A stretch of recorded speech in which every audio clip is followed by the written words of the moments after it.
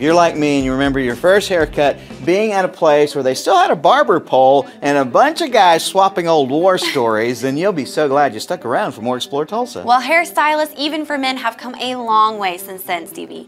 Barbers accepted thousands of dollars in donations for the Tulsa Boys Home. And Fox 23's Price McKeon is live in South Tulsa with the shop's plans to continue sharing, and it sounds like you've got a lot going on there, Price. This is the second location here for the Elephant Room in McLean's High School drumline. They're here and they're playing. They've been out here all night. The owners tell me they're celebrating not just this expansion, but for another reason too. Thousands of dollars of free haircuts. As Carrie Clark cuts a customer's hair, a bigger vision is playing out. Well, I feel awesome. It's wonderful to be able to give back to the community. The haircuts aren't really free. Instead, each person here is asked to give a donation to the Tulsa Boys Home. For the owner, it's not just about what people see in the mirror. It's about what they do. Some shows don't need a celebrity narrator to introduce the show, but this show does. In a world filled with endless opportunities, why would two men who have built 13 multi-million-dollar businesses altruistically invest 5 hours per day to teach you the best practice business systems and moves that you can use? Because they believe in you, and they have a lot of time on their hands. They started from the bottom, now they're here. It's the Thrive Time Show, starring the former U.S. Small Business Administration's Entrepreneur of the Year, Clay Clark, and the entrepreneur trapped inside an optometrist's body, Dr. Robert Zillner. 2 men, 8 kids, co-created by 2 different women, 13 multi-million-dollar businesses. We started from the bottom, now we're here. We started from the bottom, and we'll show you how to get here. Started from the bottom, now we're here. We started from the bottom, now we're here. Started from the bottom, and now we're at the top, teaching you the systems to get what we got. Colton Dixon's on the hooks, I break down the books. Z's bringing some wisdom and the good looks. As the father of 5, that's why I'm alive. So if you see my wife and kids, please tell them hi. It's the CNC up on your radio, and now 3, 2, 1, here we go. We started from the bottom, now we're here. We started from the bottom, and we'll show you how to get here. Started from the bottom, now we're here. Started from the bottom, now we're here. We started from the bottom, now we're here. We started from the bottom, and we'll show you how to get here. Started from the bottom, now we're here. We started from the bottom, now we're here. Yes, yes, yes, and yes. Thrive Nation, you're listening to the Thrive Time Show podcast. And on today's show, I'm breaking down the history of how I started the Elephant in the Room Men's Grooming Lounge. If you haven't checked out the company, we have 4 locations all throughout the Oklahoma area. You can learn more about it today by going to eitrlounge.com, eitrlounge.com. I hope this broadcast will be educational for you. And so without any further ado, one take, no edits. Here we go. So the Elephant in the Room Men's Grooming Lounge mission and purpose.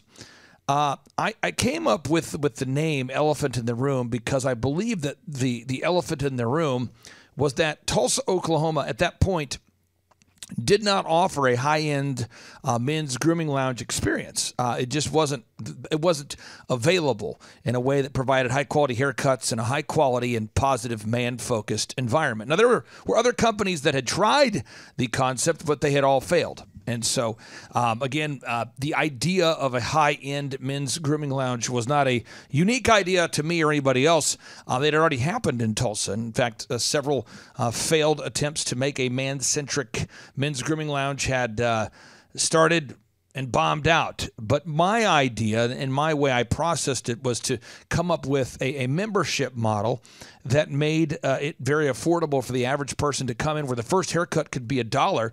They could experience this unbelievable high-end men's grooming experience, almost like a country club for men's hair, or like a relaxing way to experience a kind of a little man retreat or a little man vacation, a sort of a refresher there, and do a membership model where then if you decide to become a member, you're basically just prepaying for your next haircut at a discount. And so that's what the Elephant in the Room was all about.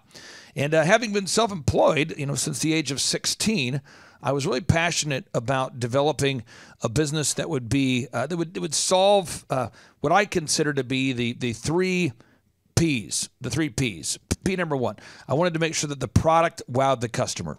Two, I wanted to make sure that the price made it profitable for me as an owner. And three, I wanted to make sure that the pay was first class for employees. Again, so the three P's. I wanted to make sure that we made a product or a service that wowed. Two, I wanted to make sure that the pay was best in the industry for our people. And then three, I wanted the business to be sustainably profitable. And so in 2011, I began organizing my thoughts related to Elephant in the Room and putting together what would become the Elephant in the Room Men's Grooming Lounge. Now, up to that point, I had built a company called DJConnection.com.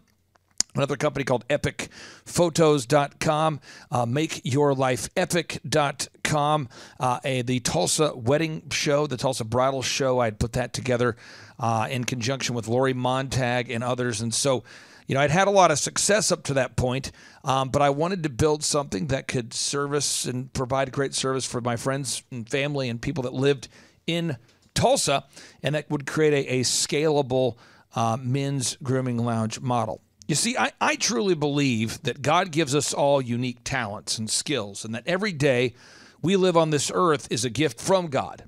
And what we do with each day and every day is a gift to God. And with that in mind, my focus is to wow each and every customer that comes into the Elephant in the Room Men's Grooming Lounge with the absolutely best Tulsa men's haircut they could possibly find, the best Tulsa men's haircut experience.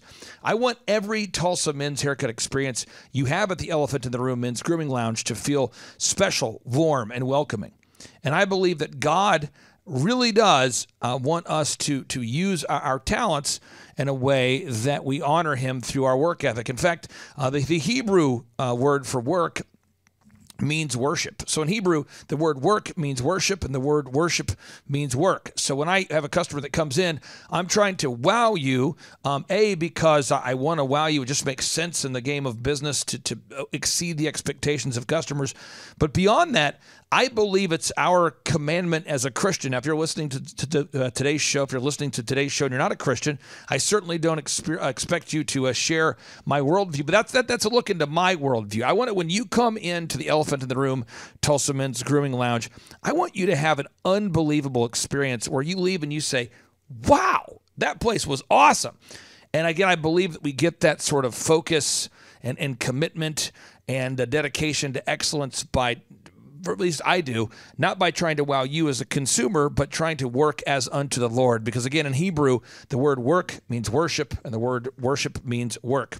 So in fact, from a Christian perspective, the Bible actually instructs Christians to work as unto the Lord and not as unto human masters. Right there in Colossians chapter 3, verse 23 through 24, where it reads, "And whatsoever ye do, do it heartily, and as to the Lord, and not unto men, knowing that of the Lord ye shall receive the reward of the inheritance, for ye serve the Lord Christ." To learn more, if you want to learn more about the origins and the true meaning of the word work, I would highly recommend that you listen to part 2 of this show, where I interview Rabbi Daniel Lapin. Rabbi Daniel Lapin is mind-blowing. And this guy, this rabbi, sits down with me on the Thrive Time Show podcast and teaches really how you cannot be a person of faith within the Jewish faith or Christian faith without being somebody who works as unto the Lord. It's a requirement and a mandate of anybody who claims to be a Christian or practicing Jew. Now, we are on a mission to wow you at Elephant in the Room. In fact, when my son was born, I named him Aubrey Napoleon Hill Clark. And someone might say, well, why? I named my son Aubrey Napoleon Hill Clark because Napoleon Hill was the name of the best-selling author of Think and Grow Rich, the book that really changed my life. In fact, Napoleon Hill, he once wrote the notable quotable that runs parallel with the Bible that reads, "Render more service than you are paid for, and eventually you will be paid more for less services rendered." What he was saying is when you sow seeds of over-delivery, success leaves clues, and people will run around telling others about what a great experience they had working with your business. And that's why when you step inside our Elephant in the Room Tulsa Men's Grooming Lounge locations, you'll quickly discover that we are truly and deeply passionate about connecting with and building relationships with our members and clients. At the Elephant in the Room, we love listening to your history. We love getting to know each and every wonderful customer like you that we have the opportunity to serve. For me, every aspect of our customer service experience, including the sights, the sounds, the smells, the haircut experience itself, the daily checklists, the opening checklist, the closing checklist, the music, the ambiance, everything about the Elephant in the Room is deeply personal and profound to me.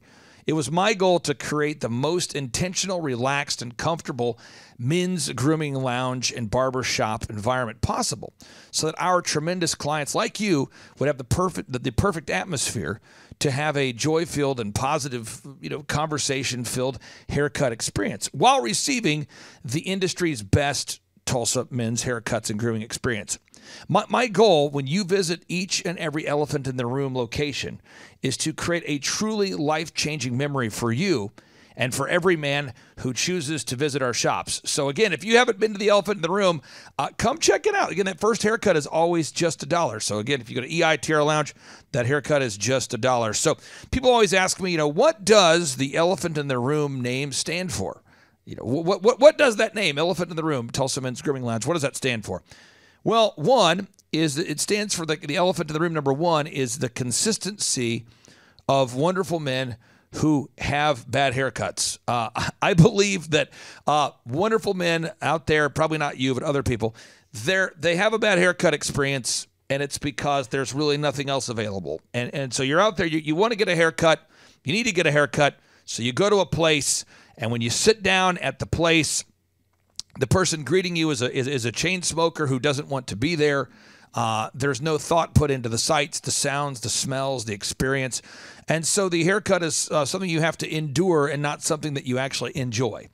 Elephant in the Room number two, and in my opinion, this is a big elephant in the room, is that our America's youth need our help. I have 5 incredible kids and 1 wonderful wife. And again, I've been married to the same woman for 20 plus years. And my kids are great, right? But there's a lot of people that have never had a father figure in their life, or have never had a dad in their life. They've never had somebody in their life that was providing for them financially, or was able to provide food, shelter, education, mentorship, and leadership in their lives. And so every time you come into the Elephant in the Room, we donate that first $1, that $1 haircut.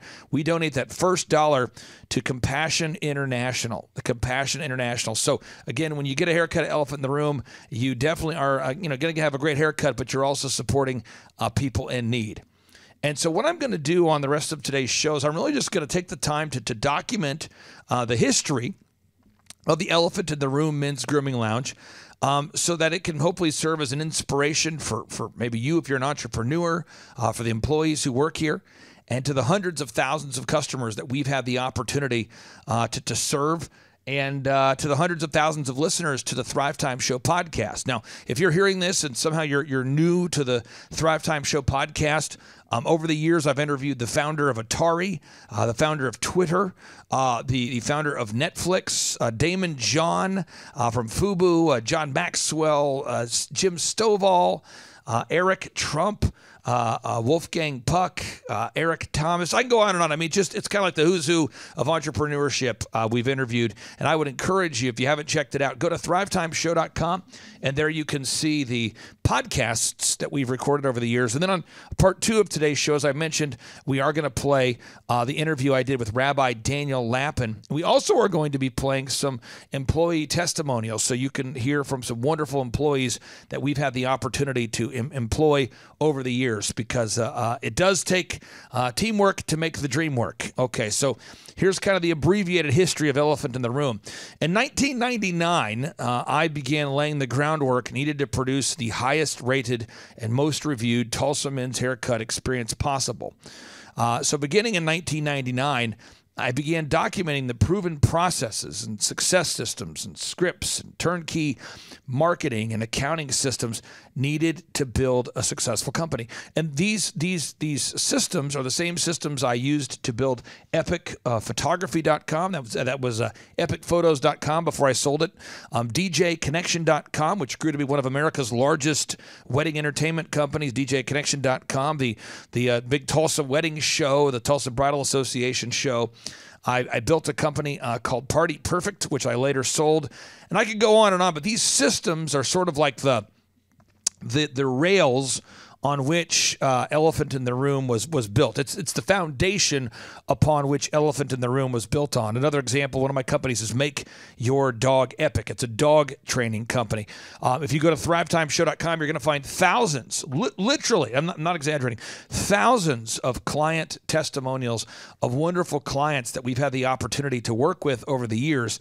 And you can see those success stories there. So the systems that we built Elephant in the Room on, I began creating those in 1999 when I started my first company, DJconnection.com, out of my Oral Roberts University dorm room. And after 12 years, after investing 12 years previous to opening the Elephant in the Room and documenting and creating and refining these systems and processes, I was able to then create the Elephant in the Room Men's Grooming Lounge. And so I launched the Elephant in the Room Men's Grooming Lounge on the first floor of my office building, which at the time was located at 1609 South Boston in Tulsa, Oklahoma, with the help of 3 grooming professionals. Now it might seem crazy, and if you go on Reddit and different online platforms where people are free to speak and share their life experiences, it might seem like a tough rule, a tough hard, judgmental rule that I have, but with the companies that I build, I do not allow the employees who work in my companies to have extramarital affairs with employees. I just won't let it happen. And so over the years, you'll discover that I've had to fire some people that for whatever reason wanted to date people that they're not married to while they're married to somebody else. I also have in my businesses, rules that you can't just be sleeping with other people within the company, especially when you're in a leadership position. So if you're a leader, you can't be sleeping with a subordinate. And so, because I've been self-employed since 1999, and it's now 2024. I mean, it's 25 years. There are going to be some people on Reddit that are they're not going to go on Reddit and say, by the way, I was fired for, sleeping with somebody I wasn't married to while I was married to somebody else. They're just not going to go online and put that little caveat there. You're not going to see somebody going online saying, yeah, it's true, I did embezzle money from somebody and therefore I got fired. They're not going to do that part. So when you look around the Tulsa men's haircut space and you take a time to go onto Google and you type in Tulsa men's haircuts, you're going to find that many of the competitors that we work with or compete against in the marketplace, these are former employees who've worked with us over the years. And again, sometimes I have to make the tough call as a business owner. What's that tough call? I have to fire people if they're going to sleep with people that they're not married to while they're married to somebody else. I have to have that standard. Now, maybe somebody else says, well, you're too judgmental. Well, okay, but that's the standard I have to go with. So when you look up Tulsa men's haircuts and you start to go, oh, it seems like there's people on Reddit that are saying bad things about you. Well, just maybe ask some of these people, hey, how many times have you been married? Have you ever had financial problems? Have you ever had a history of sleeping with women that you're not married to while married to somebody else? And you'll find that that's sort of the history certain people have. And so we move on. In 2011, and again, I started Elephant in the Room at 1609 South Boston in Tulsa, Oklahoma, with the help of 3 grooming professionals. And so in 2011, After having invested 12 years in the developing of the systems, the processes, the financial capacity, the credit score, the connections, the network, and the team needed to create the Elephant in the Room Tulsa Men's Grooming Experience, I started the Elephant in the Room Men's Grooming Lounge with the help of 3 grooming professionals out of our downtown Tulsa office building with an obsession to design the best customer service, best customer experience possible. The initial customers at the Elephant in the Room Men's Grooming Lounge consisted of my long time DJConnection.com employees and clients, MakeYourLifeEpic.com consulting clients and employees. Friends of mine from college, all my Facebook contacts. My father was actually one of my, may he rest in peace, he was actually one of the first customers we had. I believe he was the second customer we ever had at Elephant in the Room. And our first customer was a wonderful man, a great guy who was a little bit reluctant to get his haircut at Elephant in the Room by the name of Kirk Fryer. Kirk Fryer had been a client of mine in my consulting business, MakeYourLifeEpic.com, for years. And his Farmers Insurance Agency was located in the same building as mine because I sub-rented or subleased space to Kirk. And so Kirk was literally just a few feet away from our Elephant in the Room store number 1 door. And so Kirk Fryer's Farmer Insurance Agency, they subleased space for me, and he was willing to give Elephant in the Room a try. And Kirk, I appreciate your patience there. Ultimately, we nailed the workflow and the systems, but we had to iterate quite a bit. I named the company Elephant in the Room. I knew it was going to be a membership model. I knew we were going to provide a high-class, high-quality men's grooming lounge experience. I knew that. I wasn't aware that we were going to have some pretty epic, changing of the guard with certain staff over the years, and that the vast majority of the employees would become my direct competitors. I didn't know about the in the hair business, how often that some grooming professionals like to sleep with people they're not married to while they're married to somebody else. I did not know that the key to the success of the business was nailing down that first experience and nailing it down in a linear workflow where the first haircut was 27 minutes. I didn't know some of those things. But what I did know was that we were going to make this thing profitable, and we were going to create the highest quality Tulsa Men's Grooming Lounge experience on the planet.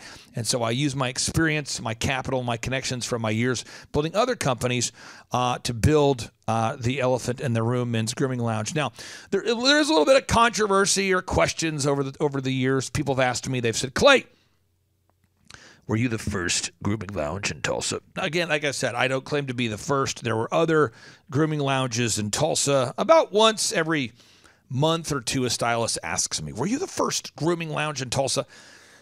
We were the first grooming lounge in Tulsa to be consistently profitable that had a membership model. Guy Kawasaki, I've interviewed him as well.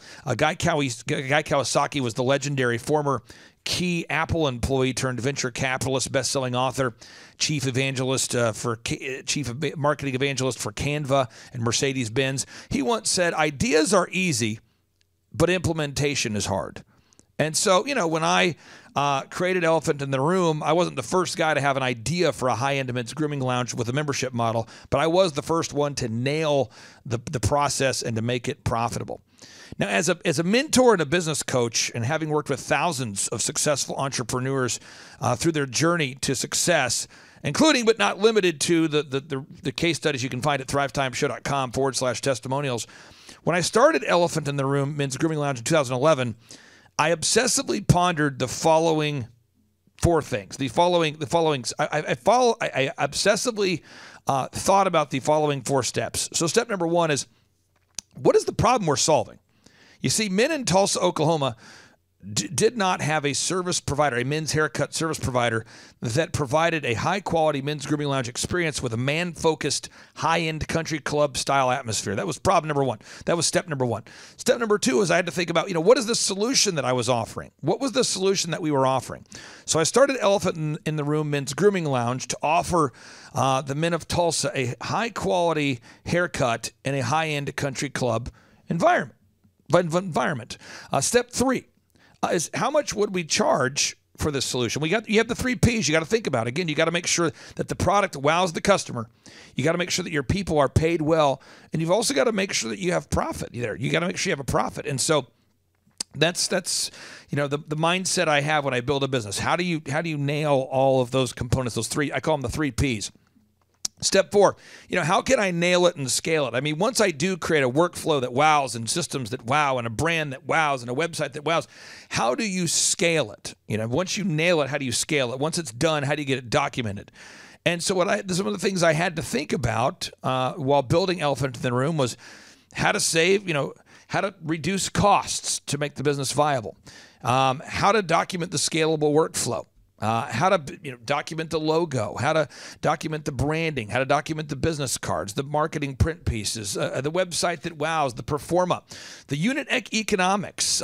How do we dominate the search engines? How do we dominate social media marketing? How do we dominate retargeting ads? How do we create retargeting ads that work? How do we develop social proof from real clients? How do we develop social proof from public relations and media?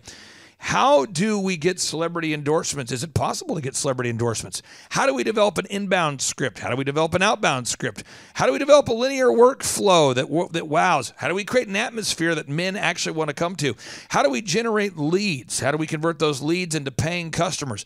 How do we properly insure the business? How do we create a handbook to hire new employees? What kind of employees are a good fit? How to inspire the new employees? How to train employees? How to retain employees? How to price the products we offer, how to not employ employees that want to sleep with people they're not married to while they're married to somebody else. And I'm telling you, in the men's haircut business, in the Tulsa men's grooming business, that is a concern. How to create packaging for our customers that purchase the products. How to develop a musical playlist that creates the overall ambiance we're looking for. How to develop a performa that's profitable. How to find the perfect locations. How to build out the locations, how to manage the contractors that were building out the locations, how to fund the store. I paid cash, but how do you fund the store in a way where you can eventually make a return on your investment, right? That's the idea. How to lead a team, how to lead the weekly staff meetings, how to track, what numbers should you track? We're supposed to, in business, measure what we treasure, but what numbers should we measure and what numbers should we treasure? How to deal with the personnel issues that happen in the hair business. The hair business, by the way, there are some great stylists in Tulsa. If you're listening to this show and you are a hairstylist, you know this to be true, and I know this to be true. There are some great stylists in Tulsa. There are some. There are also stylists that, for whatever reason, just can't figure out the concept of being faithful to their spouse and not having affairs with one another. And so I have, when I was building the business, I didn't recognize the subculture that existed in the haircut industry. So I had to cut out a lot of that nonsense. I just had to deal with it. How to manage people that choose to be chronically late. How to manage people that refuse to use a to-do list. How to manage people that are at a place in life where they literally cannot afford to even pay rent. And where you have employees that ask, hey, can I live with you? I mean, when I'm starting a business, these are all things I didn't think about when I was building the business. Now, thankfully, we've worked through all those things, but that was, these are the kinds of things that we dealt with when building Elephant in the Room. How to use the online, how to create an online booking system, how to create a calendar system, how to create the concept of time blocking for the stylists, how to build a checklist for everything, and how to design a storyboard, an end-to-end customer service experience that wows. That's what I had to think about to build Elephant in the Room in 2011. And I want to give you a little notable quotable from the late, great best-selling author Napoleon Hill, who I chose to name my son after. He once wrote, by the way, this is Napoleon Hill, who wrote the book Think and Grow Rich. And he once said, a Carnegie or Rockefeller or James J. Hill or a Marshall Field accumulates a fortune through the application of the same principles available to all of us, but we envy them and their wealth without ever thinking of studying their philosophy and applying it to ourselves. So that was 2011. Now we're on to 2012. 2012 was a year of discovery. This was a year where I relentlessly focused on finding what our customers wanted and what they didn't want in their haircut experience, while continuing to refine our workflow systems and processes. Upon further review, our clients wanted a 27-minute haircut and not a 1-hour haircut. Our clients wanted a simple and easy-to-understand menu, and our customers wanted us to be on time all the time, and thus I worked tirelessly to refine the workflow, upgrade our staff, and document the systems that wowed our customers while removing aspects of our service and our team that the customers did not like. 2012 was filled with constant public relations and media appearances that I was drumming up for the brand. This was the year filled with cold calling all my personal contacts and inviting every male human in Tulsa to come out to try the men's grooming lounge. This was a year filled with begging friends and business associates who I'd had for years to visit our stores so that we could refine every aspect of the business on a daily basis. So in order to succeed, my friend, as an entrepreneur, we have to develop the habit of over-delivering and exceeding the expectations of each and every customer that we come in contact with in a scalable way. This has to become our normal. And so this is what we did in 2012. We aimed to show up early to meetings and to over-deliver with each and every customer that we interacted with. We aimed to over-deliver with the products and services that we provided to our customers with faster turnaround than promised. We were trying to make the first men's grooming lounge experience just $1, but we also wanted to make that fast turnaround time so you weren't stuck in the chair well past the point where you no longer care. 3, we wanted to make sure that the overall atmosphere exceeded the expectations of the customer. 4, we had to develop a dress code so we could make sure that our employees were dressing the way they wanted to be addressed.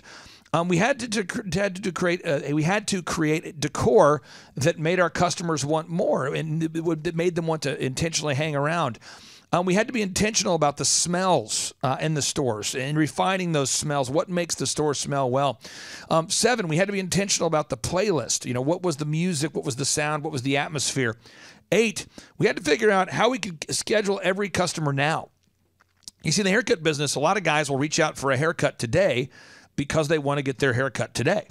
And so we had to find a way to book people on the same day that they wanted to get their haircut booked. And we have a membership model where you can pre-book your next haircut at a discount. But we had to find a way to not say, to no longer say no to walk-ins or people that were just showing up and off the street or people that were calling for a last-minute haircut. We had to find a way to get those people in. We had to refine that packaging.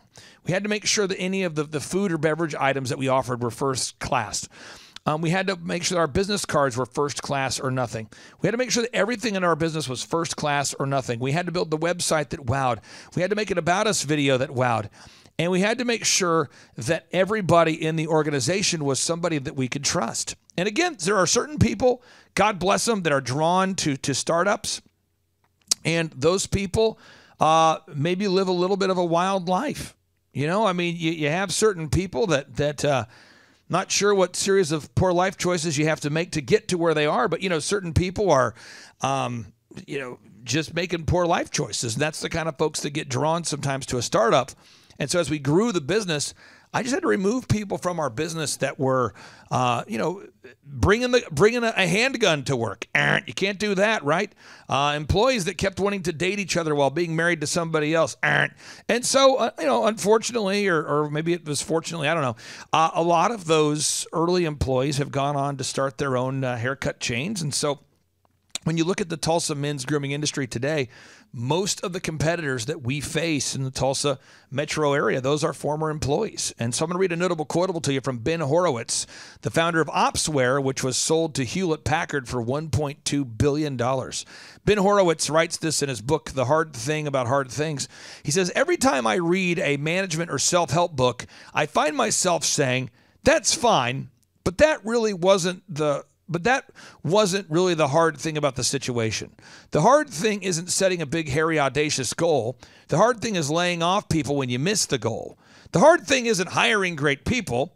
The hard thing is when those great people develop a sense of entitlement and start demanding unreasonable things. The hard thing isn't setting up an organizational chart. The hard thing is getting people to communicate within the organizational chart that you just designed. The hard thing isn't dreaming big. The hard thing is waking up in the middle of the night in a cold sweat when the dream turns into a nightmare. Yeah. And as far as from the branding perspective, Michael Levine, longtime business consultant I've worked with. This is a guy who is a public relations expert of choice for 58 Academy Award winners, 34 Grammy Award winners, 43 New York Times best-selling authors. This guy, Michael Levine, he's a legend. He's considered to be the father of modern PR. He once said, if you give someone a present and you give it to them in a Tiffany box, it's likely that they'll believe that the gift has higher perceived value than if you gave it to them in no box or a box of less prestige. And that's not because the receiver of the gift is a fool, but instead because we live in a culture in which we gift wrap everything.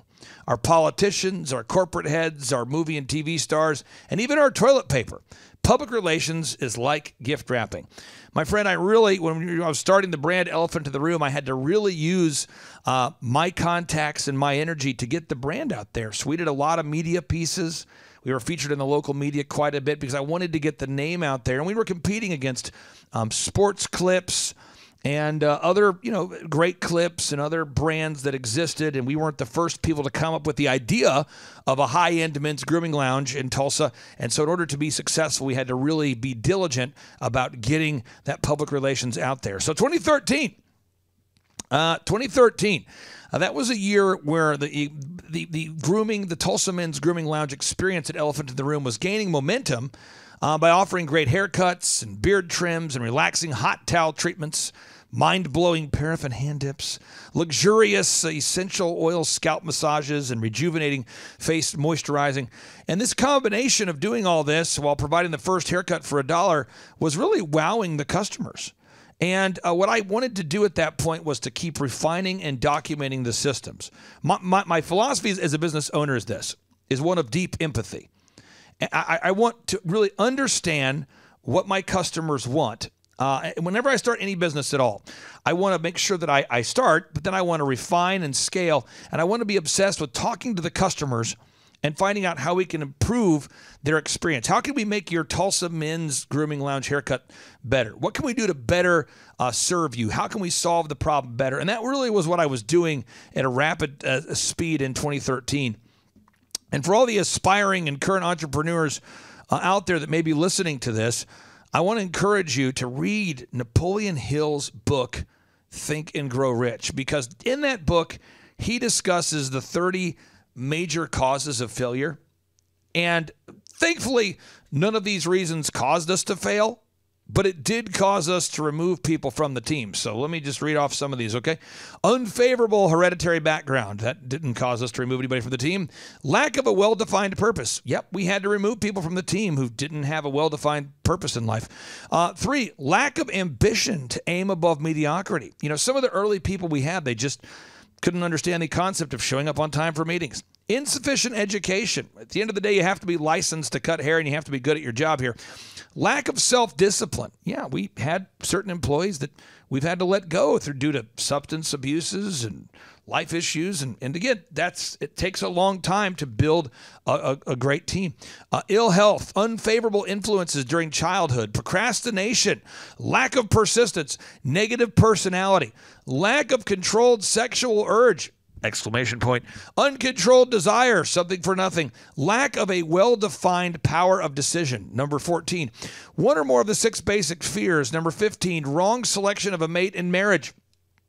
Again, we've been doing this business for over a decade, and I'll tell you this, it's unfortunate when you have a teammate that decides to get married and divorced, or starts dating someone and breaks up, or whatever that is, because it does impact their work performance. And so it's taken years to build the team we have today. Overcaution, wrong selection of associates in business, superstition and prejudice, wrong selections of a vocation, lack of a concentration of effort, the habit of indiscriminate spending, lack of enthusiasm, intolerance, intemperance, inability to cooperate with others, possession of power that was not acquired through self-effort, intentional dishonesty, egotism and vanity, guessing instead of thinking, lack of capital. Again, these are all reasons that people tend to fail. These are the 30 major causes of failure in business as documented by Napoleon Hill. And thankfully, we did not fail because of these. But, again, the business would have failed if I would have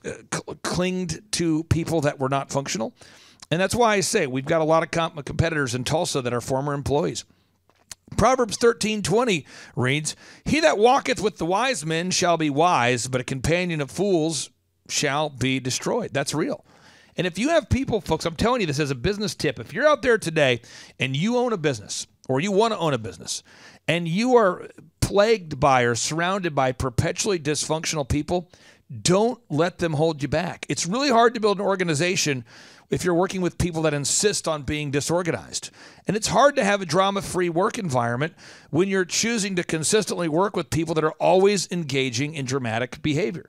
It's hard to build an organization where people can trust each other when you have people in your very organization that are choosing to sleep with one another while being married to somebody else, right? That can't be a thing. You can't have people in your business that are embezzling money. That can't happen. So you can't focus on solving big problems when you're surrounded by people that are self-sabotaging. So I encourage you to remove those people from your life. Zig Ziglar, the best-selling author, legendary best-selling author, couldn't be on today's show because he's dead. He once said, "Don't let toxic people rent space in your head. Raise the rent and kick them out." Another notable quotable from 1 Corinthians 15:33, coming in hot from the Bible. 1 Corinthians 15:33 says, "Do not be deceived. Bad company ruins morals." So I'm dwelling on this aspect of growing the business because nobody wants to talk about it. Yet from my experience, it is the biggest reason that most businesses fail. You just can't allow your business or your life to be plagued by people who self-sabotage. Albert Einstein, who couldn't be here on today's show because he's dead. He's the German-born theoretical physicist who's widely considered to be one of the most influential scientists of our time, of the modern world. He says, "Stay away from negative people. They have a problem for every solution." And I would just say, amen, which simply means yes. So in 2014, the Elephant in the Room Men's Grooming Lounge brand expanded to reach the greater Tulsa metro area. And our membership model continued to resonate with people because we consistently refined the workflow, the systems, and overall experience based upon customer feedback.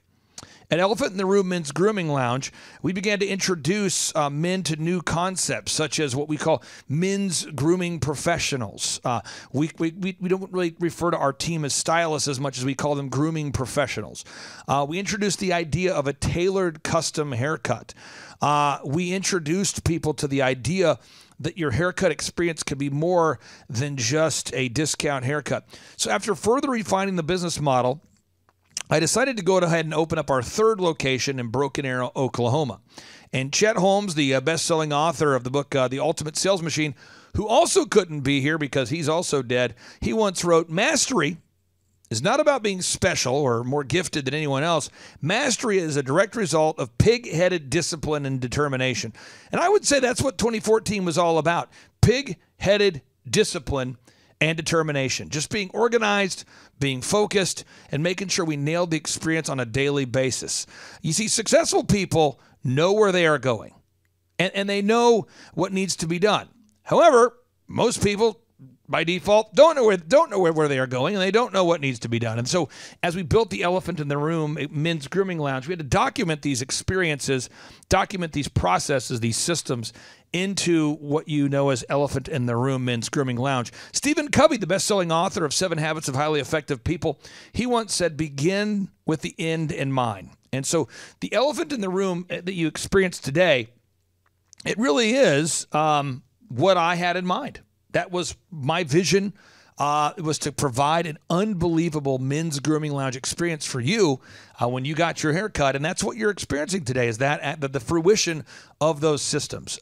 Napoleon Hill, the best-selling author, again, of Think and Grow Rich, he writes, "The world has a habit of making room for the man whose words and actions show that he knows where he's going." So, I've had the pleasure and honor to run the company and to build the company over the what we're on 13 years now. And I love building the brand. I love the people that work there. Someone says, "Well, why don't you have 10 stores? Or why don't you have 20 stores?" I really do believe that we are the size we need to be with a team of people that we love. We keep a staff of around 50 folks that work for us, and I really enjoy working with them. And I encourage everybody out there, if you are a stylist and you're looking for a men's grooming lounge, a Tulsa men's haircut place to work with that you're going to love working at, I encourage you to apply today if you can, or apply today at eitrlounge.com. Now, 2015, after opening the third location of Elephant in the Room, Tulsa Men's Grooming Lounge, I began to obsessively fine-tune our customer support and scheduling center in an attempt to remove any friction points from our linear workflow. My goal was to create a men's grooming lounge where the phones never ring in the store, where the phones never rang in the stores, and where our stylists would never be interrupted with a phone call so they could be 100% focused on wowing their customers. And during this year of business, I obsessively focused on creating checklists and documentation for everything that makes Elephant in the Room great. We installed the Clarity voice call recording system for quality control, and we began obsessively training our customer service center. So when you schedule your haircut at elephantintheroom.com, if you do call in, you're calling our scheduling center, and that way the stylists don't ever have the need to answer a phone in the store. Steve Jobs, who couldn't be here because he's also dead, the co-founder of Apple, the founder of Next, and the man who saved Pixar, the guy who introduced the world to the iPod, the iTunes, the iPad, right, the iMac. Steve said here, he once said, be a yardstick of quality. Some people aren't used to an environment where excellence is expected. So 2016, this was a year of refining, recruiting, and pruning. Pruning, yeah, we had to remove some folks. It just, you know, again, as you build the brand, you just can put up with less and less jackassery the bigger you get. And in my opinion, I mean, it's hard to deal with jackassery when you're small too. But as you grow, you just can't have a plague of personal problems in the business. So my goal was to continue to elevate the Elephant in the Room Men's Grooming Lounge in 2016 to accommodate more walk-ins, more first-time Elephant in the Room customers. And although we are a membership-based business, I wanted to make sure that we never, ever turned away somebody because we were too busy to wow a first-time customer. We never want to turn away a first-time customer. Now, again, if you're out there today and you go to eitrlounge.com and you want to schedule that first haircut, we want to get you in today. We don't want to tell you, oh, call back later. We'll try to get you in later. We really wanted just to get you in today. And I want to get you in today because what I found is that if we don't get you in today, you're going to go get your haircut, but you're just not going to go get your haircut with us. So we always want to get you in same day. Now, here's another notable quotable from Napoleon Hill, who once wrote here, nature will not tolerate idleness or vacuums of any sort. All space must be and is filled with something. When the individual does not use the brain for the expression of positive creative thoughts, nature fills the vacuum by forcing the brain to act upon negative thoughts. How does that relate to the Elephant in the Room? Well, it has everything to do with Elephant in the Room. I have been obsessed with trying to make the Elephant in the Room the best possible experience it can be since 2011. And if you're out there today, I would encourage you, come out, check it out. The first haircut's $1. We want to wow you. So 2017, as the original man of the Elephant in the Room, and again, as the founder of the company, I signed the first lease, I designed the workflow, made the logo, made the name, that sort of thing. I felt it was time to move our 16th and Boston location to a bigger location. We had invested 5 wonderful years developing the first Elephant in the Room men's grooming lounge location, but we simply needed a bigger physical location to keep up with our needs. So I decided to relocate the Elephant in the Room Tulsa Men's Grooming Lounge to 18th in Boston. And as we relocated the downtown location and as the brand continued to thrive, just like any business or family, certain people within our organization were no longer a fit because they chose to pursue new opportunities, many to compete with us, and they decided to move. When we made the physical move, many people decided not to make that physical move. They decided to move on to new careers, or because of perpetual bad life choices, there were just certain individuals we had to purge out of the company. Michael Gerber, the best-selling author of E-Myth Revisited, who has been a guest on the Thrive Time Show podcast, he once wrote, with no clear picture of how you wish your life to be, how on earth are you going to live it? What is your primary aim? Where is the script to make your dreams come true? What is the first step to take, and how do you measure your progress? How far have you gone, and how close are you getting to your goals? Again, that's a profound question from Michael Gerber, and I encourage everybody out there to think that way, and that's how I think about the businesses that I build.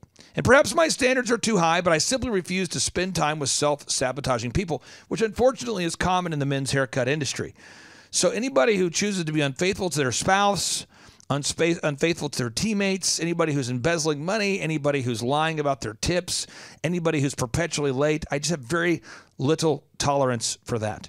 It creates weird staff meetings and weird office environments when employees look more and more pregnant, and when other coworkers begin asking if the person who impregnated them is someone they're not married to, right? When the focus on the when the focus of the staff Christmas party becomes who is sleeping with who, it's a weird atmosphere. And so therefore, I've had to prune, I continue to prune. I obsess on this because again, you go on Reddit, you go on different online portals, and you see that ex-employees love to come up with their own wonderful stories as to why they got fired. But that's what happens time and time again. You see, my friend, you become the average of the 5 people that you spend the most time with. I really do believe that. And when the Bible in Proverbs 13:20 reads, "He that walketh with wise men shall be wise, but a companion of fools shall be destroyed," I really do believe that. And having worked with literally thousands of clients to help them scale their businesses, while also having scaled business models myself, I've discovered that many people are never able to start a successful business because they can't stop self-sabotaging themselves, or they can't stop surrounding themselves with people who can't stop self-sabotaging. You just got to get jackassery out of your life. And so if you're listening to this show, I guess a theme here is don't allow idiots to work within your company culture. And you might say, well, what is a company culture? As a business owner, your culture is simply the culmination of that which you allow to grow in your business. Again, if you tolerate a culture where certain things are allowed, then over time that becomes normal.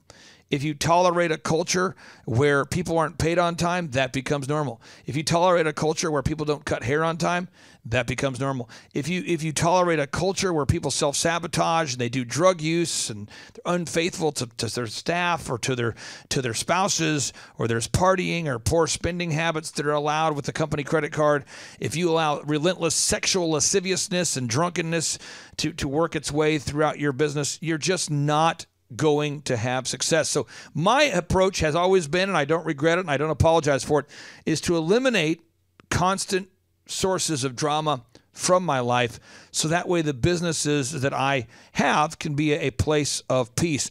The best-selling author of a book called 48 Laws of Power, Robert Greene. I don't necessarily endorse Robert Greene, but I will tell you some of his observations are right on. He says, people around you, constantly under the pull of their emotions, change their ideas by the day or by the hour, depending on their mood. You must never assume that what people say or do in a particular moment is a statement of their permanent desires. That's Robert Greene, right? So, I mean, isn't that true, though? I mean, it is true, right? So sometimes people will join your team and they have goals of becoming the best hair stylist ever, or becoming the best manager ever. However, we had one of our top managers years ago. She moved to Hawaii, and I was the last one to know. She'd worked with us for years, did a great job, and then I find out from our staff she's moving to Hawaii. And did I know in advance? Did they tell me in advance? No.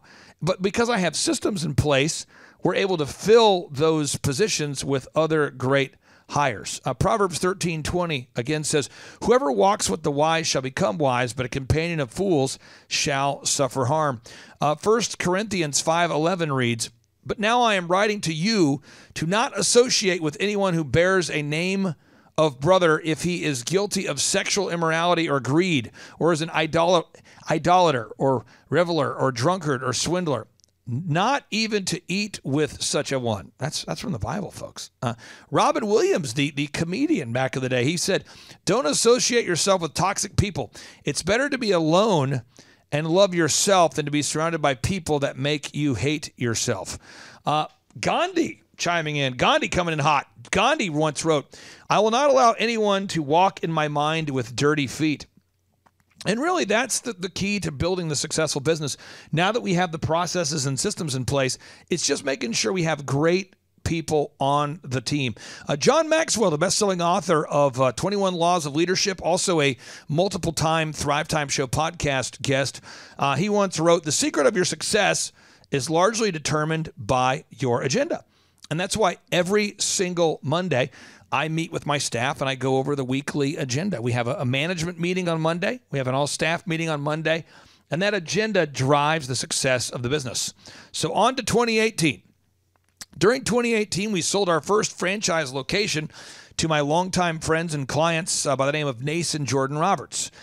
During this process, I worked to oversee the actual site selection, the build-out, and the grand opening of that store. And the Roberts have had that store open since 2018. And the Roberts, wonderful people. They've been in my life for a long time, and they wanted to try out the Elephant in the Room men's grooming lounge experience to see if they could make it work in Oklahoma City. And so since 2018, they've had that store up and running. And I encourage you out there, if you're in the Oklahoma City area and you haven't checked out the Roberts, their Elephant in the Room store, check it out. That's Elephant in the Room OKC. Just do a Google search for OKC Men's Haircuts and you'll find it. So 2019 and 2020, that was a couple years that went by very fast. I think 2019, the economy was booming.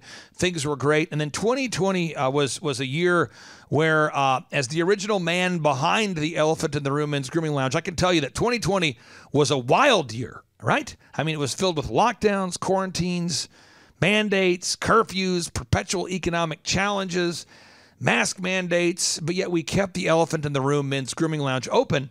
And we continued to optimize and refine our processes and systems and people through relentless training and focus.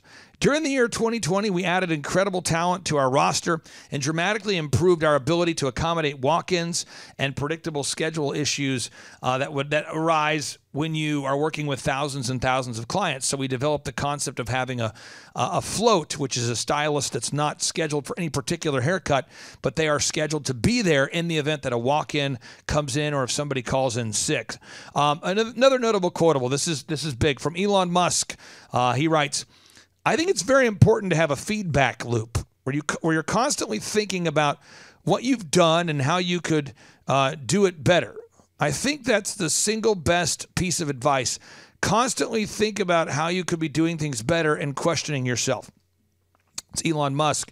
And so that's why we have mystery shoppers that are in the store. We have people that come into our store to get their hair cut that I don't charge, so that way we're able to get the feedback from them about what we could do to improve the men's grooming lounge experience. Mark Victor Hansen, the best-selling author of the Chicken Soup for the Soul book series, he's been on my show before. He's been on the Thrive Time Show broadcast, and he once wrote, "Don't wait until everything is just right. It will never be perfect. There will always be challenges, obstacles, and less than perfect conditions. So what? Get started now. With each step you take, you will grow stronger and stronger, more and more skilled, and more self-confident, and more successful." And you mentioned that quote because what makes the stores work is we have a sense of urgency. Every single Monday, we start that staff meeting. We start that manager meeting right on time. We start that manager meeting right on time. Then we start that staff meeting right on time. And that agenda from those two meetings drives the week. And we follow up relentlessly to put out all burning fires. We never want to delay maintenance. Anything that needs to be fixed, if it's a door that's broken or a water leak or a shampoo bowl that's not working, we want to fix that right away. We've got to take massive action. That's the culture we have, is big, overwhelming, optimistic momentum. I say it all the time. It's boom, big, overwhelming, optimistic momentum. So on to 2021. During the year of 2021, the world economy settled into a new normal and business bounced back. Amen. And to accommodate the growth and the renewed interest people were having around the idea of getting a haircut. I mean, there was a time where people were scared to get a haircut, right? So because people were now getting this interest back in the concept of getting their haircut, we expanded the hours and expanded the staff size, and we installed wonderful training bonuses for key members of our training staff. And again, Napoleon Hill, best-selling author of Think and Grow Rich, he writes, "Action is the real measure of intelligence." I mean, even though the world was concerned about lockdowns and quarantines, I wasn't, but we still had to deal with the reality that more and more people were afraid to get their hair cut. with all these health restrictions. And so we had to face the reality, not as we wanted it to be, but as it was.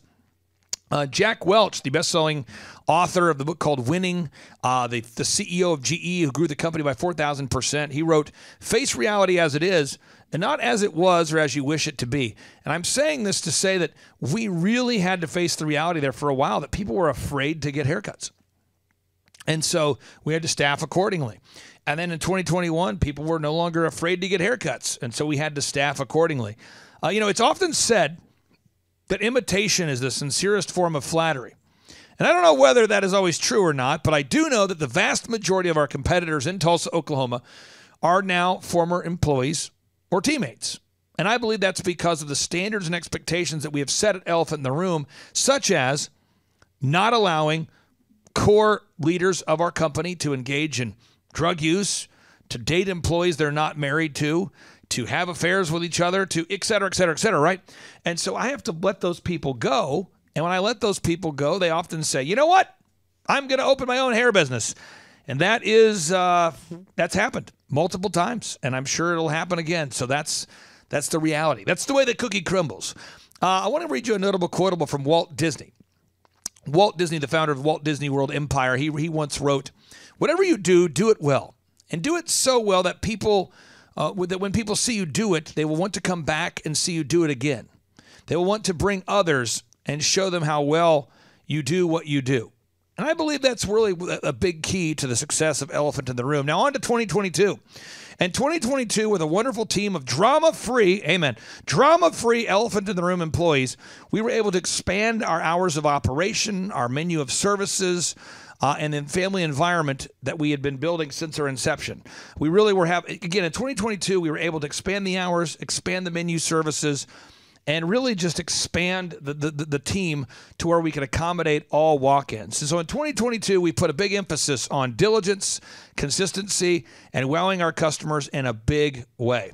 And then in 2023, during the year 2023, we put our core focus, and when I say focus, I mean focus on core tasks until success.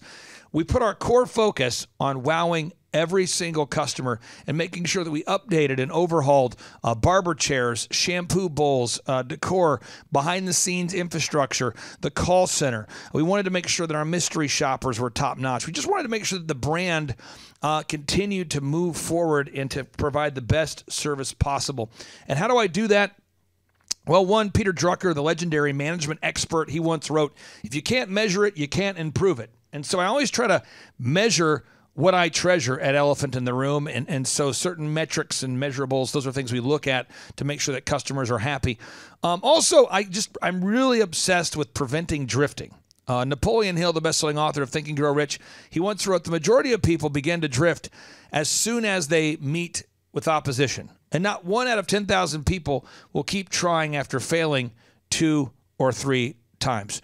So again, it's been a relentless path to growth since 2011. I mean, this is 13, almost 14 years we've been building this brand. And I encourage everybody out there, if you're listening today and you haven't gone to any of our Elephant in the Room stores, you can book that free, or not that free, but you book that first Tulsa Men's Grooming Lounge haircut for just $1 at eitrlounge.com. Now, 2024. This has been a year where we've focused on wowing each and every customer through the hiring of the most inspiring and skilled professionals that we could possibly find to cut hair for the great men of Tulsa. We want to provide the best Tulsa men's haircuts. So how do we do that? We hire character and we train skill. And I think about some of the people we have on our team now, and I think, wow, that is a person with great character.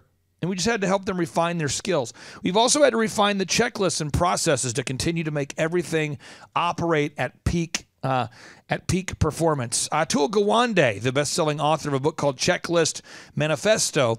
By the way, that's a book I love, Checklist Manifesto by Atul Gawande. He once wrote, "We don't like checklists. They can be painstaking. They're not much fun.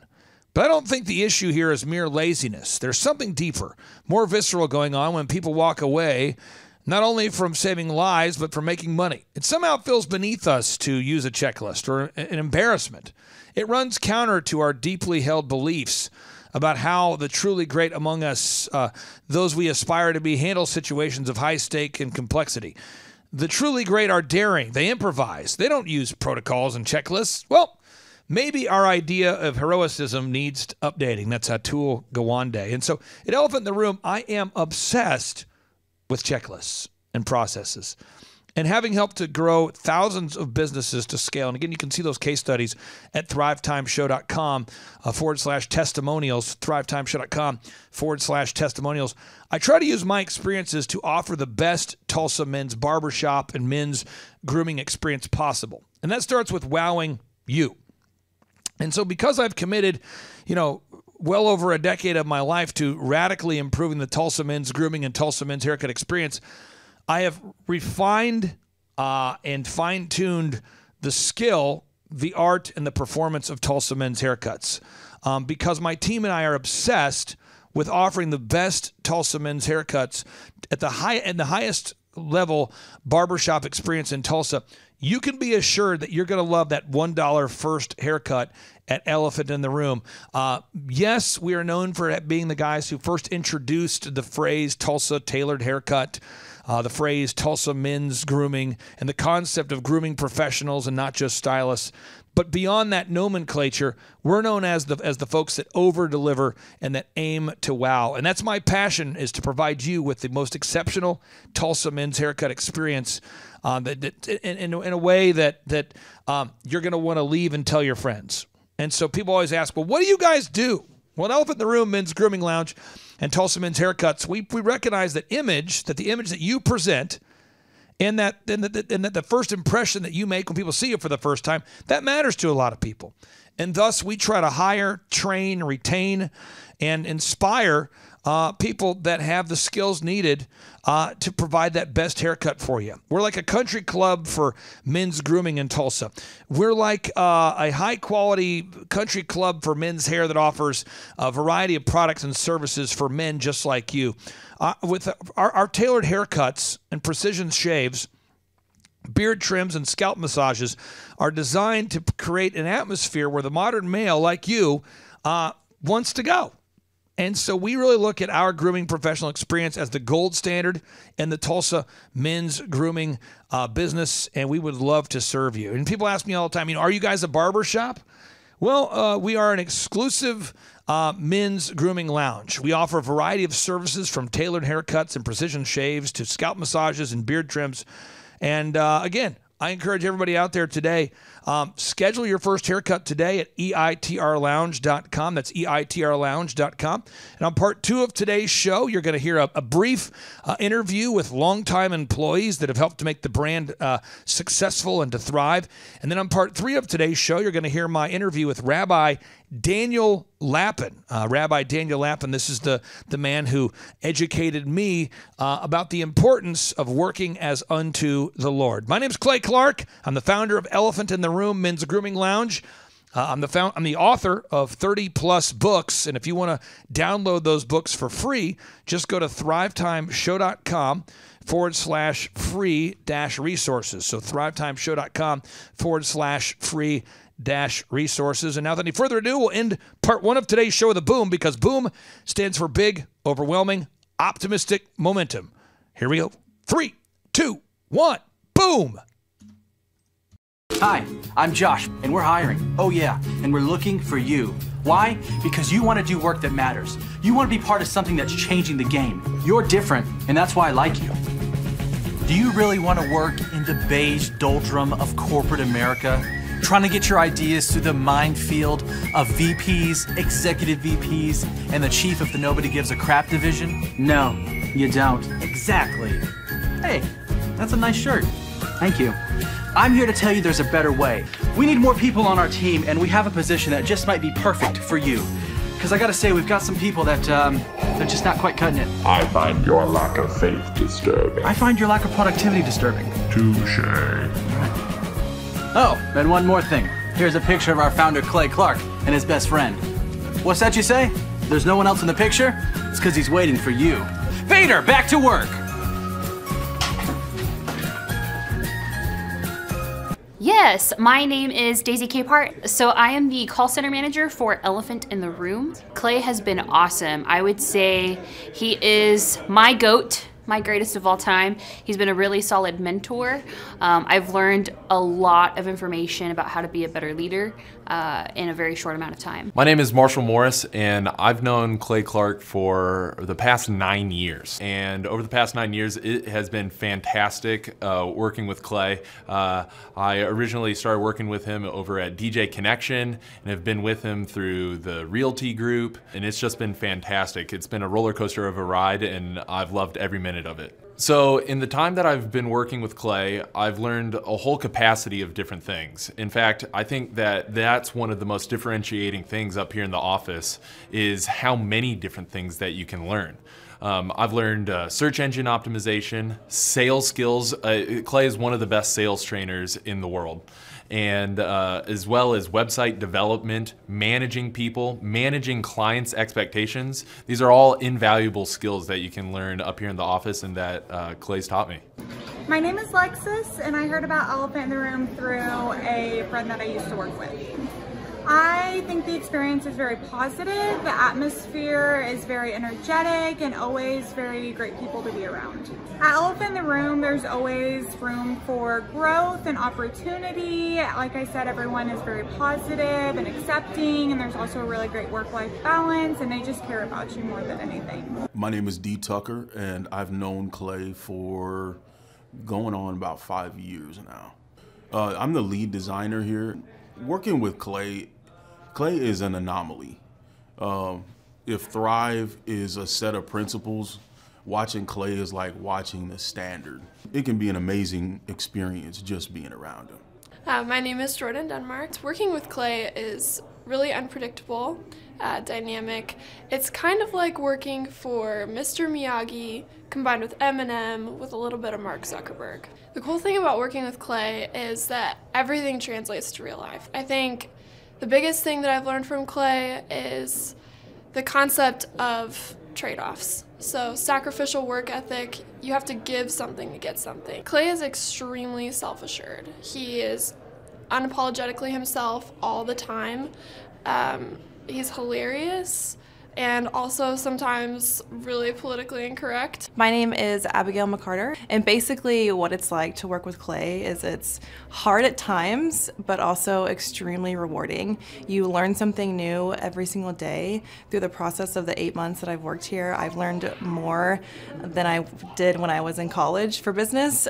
So you learn a lot, and you learn not just about business, but also life experience as well. So it can go in 2 different ways, and it's fantastic. My name is Paul Matherin, and I've known Clay specifically since February 2016. Getting to work closely with Clay, it's a great learning experience at all times because he's like an interactive book, just an infinite source of knowledge. Working with Clay has inspired me to do many things business-wise and in my personal life. One of the greatest things that I've gained from Clay is to wake up earlier every day. So I wake up 2 hours earlier every day, and it's gifted me over a month of my life of 24-hour days over the course of a year. And in that time, I've managed to be very productive in reading books and getting action items done for clients and just generally improving my quality of life. If you don't know Clay, I would describe him to you in very few words. He loves life, he loves energy, he loves passion, he loves positivity, and he loves winning. My name is Felicia Brown. I'm a photographer and videographer here, but I didn't always start out that way. When I started as a graphic designer. And my first day is something that I'll never forget. I walked in the door and everybody was hollering and cheering and so excited. All the sales team were on the phone with clients and we were literally hollering for them because we were so happy we were going to help them change their lives. I knew from that moment that this was the type of place that I wanted to be at. But working with Clay is not as easy as it looks. The people with Clay and his team are very hardworking individuals. Everybody is diligent and passionate about their clients, and they want to make sure that they're meeting those deadlines, but not only meeting the deadlines, over-delivering. My name is Victoria Woods, and I've been working with Clay for about 2 years. When I first came on here, I started in sales and learned a lot of different things. So working with Clay has definitely been an experience. You learn something new every single day. You're always moving forward. Since working with Clay, I have learned so many different things, not only in terms of business knowledge, but in my personal life as well. Honestly, it would be really hard to go in and list the different things that I've learned, but I do feel that I'm at a place now where I could go anywhere if I chose to and be really successful thanks to the things that I've learned from working with Clay. The type of people that are going to enjoy working with Clay are going to be, go-getters, people who are always looking for new opportunities to learn a new skill or, move up in whatever their personal goals are. Somebody that's not going to take the easy way out and is just going to get the job done. My name is Rachel Jelly. My role at the company is in sales and scheduling. Since I've been working with Clay, I've really learned that the only limitations that I have are the ones that I put on myself. I would describe Clay's personality as a giraffe. He's a big picture thinker and a big thinker. My name is Jordan, and I've been with Elephant in the Room for 4 years. I would describe the experience as energetic, friendly, and comfortable. What's unique about Elephant in the Room is we have a call center, so if you want to schedule your appointment, you can call our call center instead of having to call the store and get through when we're really busy. I would describe the clientele as more of higher-end business clients. Not having to keep up with my own books gives me peace of mind because it's less stressful throughout the day worrying about who I'm going to schedule next. The Monday morning all staff is energetic, and it's a great way to start the morning off and get your week started. Hi, my name's Clay Clark, and we are hiring people. And what you want to do if you're looking for the job, let's go over I think the 3 things people want to know about the job. John, first off, how much can somebody make? No less than $20 an hour. It's not possible to make less than 20 an hour with this particular job. And I think 2 people want to know is what would I be doing at the job? So I thought we would do a quick tour and we can show people what they'll be doing. Is that cool? Can we do a tour? Okay, so we're going to do a road trip here. We are in the office right now. So this is where you do work. This incredible woman works here. This incredible woman works here. They're great people that are here. This incredible woman works here. This incredible woman works here. This incredible woman works here. These are all great people. Okay, so if you are looking to seize this opportunity and to land this job that requires a little bit of handiness, and you want to make between $20 and $40 an hour, just fire me off a text right now at 918-851-0102. That's 918-851-0102. And quick disclaimer, if you're a communist, you're a socialist, you're a Luciferian, if you're part of Antifa, don't apply. But if you love this country, if you love Jesus, apply. My phone number is 918-851-0102. 918-851-0102. We are now hiring. We'd love to hire you. My name is Clay Clark. My name is Vanessa Clark, and I am married to Clay Clark. We have 5 kids together. I started my first business in my dorm room at Oral Roberts University back in 1999. In 2002, I received the Entrepreneur of the Year award from the city of Tulsa, the Tulsa Chamber of Commerce. And different business owners came up and said, hey, could you help me grow my business? Or do you think that I could grow a business like you? And one by one, I began helping businesses, and then they began referring other people. Eventually, my wife said, you should charge people. I was saying, you need to be done with DJ Land and get onto consulting because you're doing it for free way too long. And so I started charging people, and then those people led to more people, and now I'm a business coach. Day to day, Clay gets up very early. I guess I'm just kind of used to it at this point. Typically, I go to bed around 10 p.m., and then I set my alarm. I set it so that I had exactly 5 hours to sleep. And then 5 hours from that time is when I wake up. So typically, I wake up like at 3:01. I type up my to-do list, make my plans, and then I come to work. So he is very extreme. So he's one way or the other. There's no really in between. I am just extremely passionate about people not being mediocre. I am an enemy of average, and anything that's average just pisses me off. And so I'm all about helping people who have big ideas turn those big ideas into reality by focusing on those small action steps that no one wants to do, but they have to do to grow a successful business. So one of the important things to understand about Clay and all the people that surround him, all the team members, the partners, the people that Clay associates himself with, they're all people of high integrity and high character. And that comes back to the core values that he has for himself, his family, and his life. And it's polarizing. So if you don't share the same core values, you're not going to like working with the other team members up here in the office. And so we protect that. We're almost like cultural warriors up here in the office, protecting the core values of integrity and character.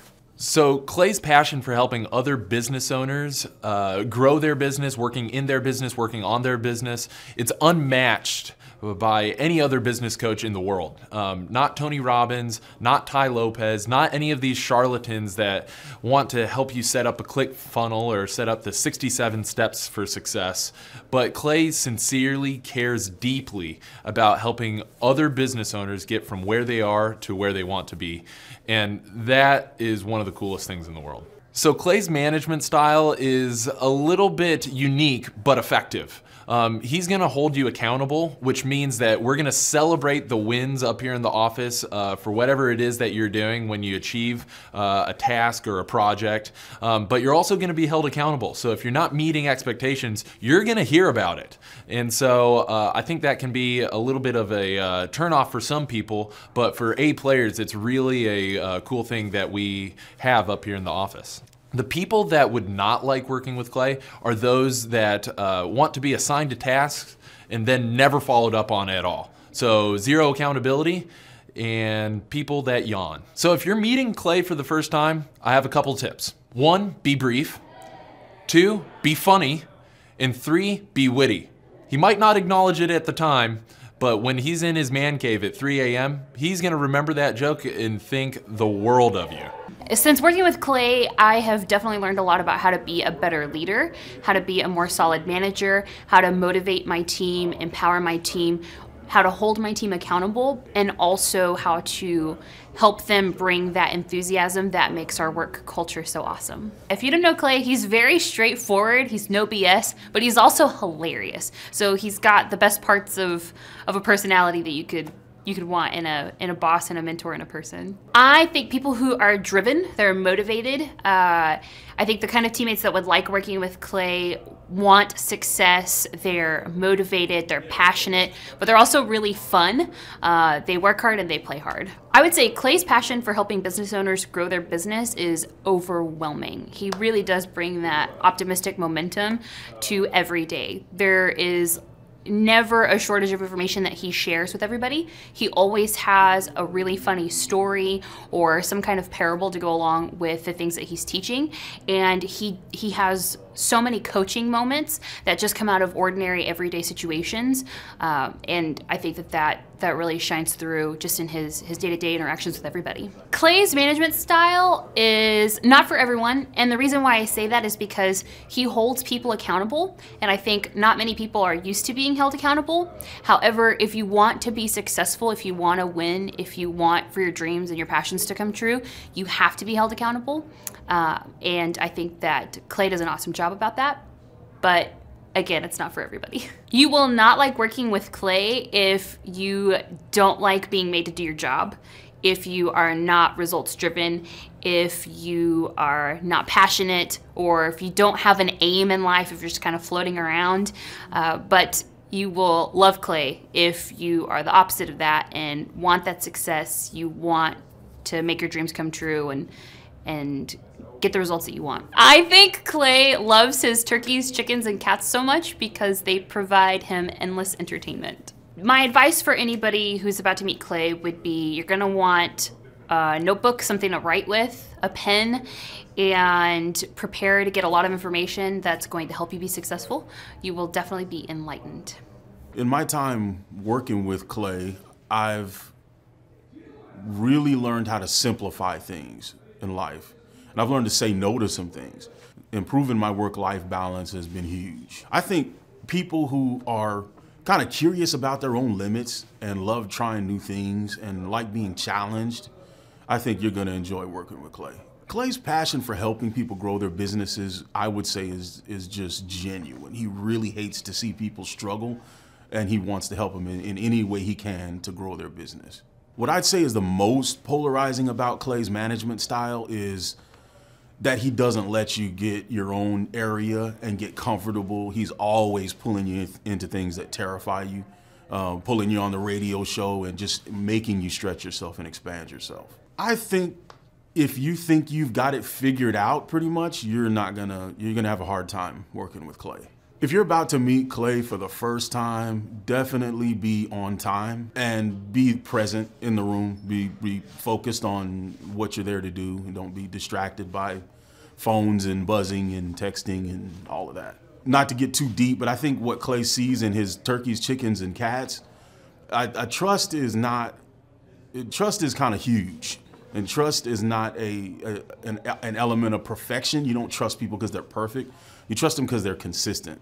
And I think consistency is something that he really appreciates in people. And to me, those animals kind of epitomize consistency. It's easy to get into a routine with those animals. You know, he knows what to expect, and they're not going to surprise him. So I think that's what he appreciates in people as well. So for somebody that doesn't know Clay incredibly well, or you're just meeting him, the first thing that you need to know about his personality is it's very polarizing. Black and white, and really that's how you know whether you're going to love working with him or maybe not like working with him right off the bat. People that are really motivated and driven love working with Clay. People that love to laugh, love to be really weird, and are comfortable doing that, love working here.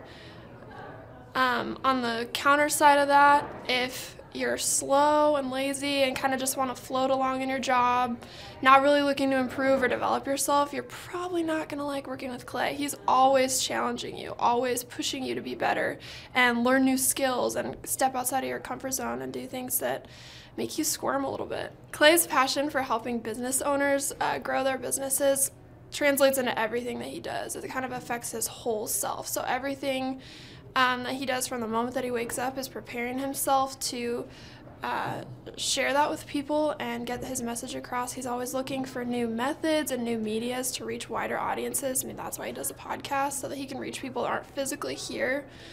But yeah, it affects everything that he does. Clay's management style is extremely blunt and, like I said, politically incorrect. So I think that's probably the most polarizing thing that you can be in society today.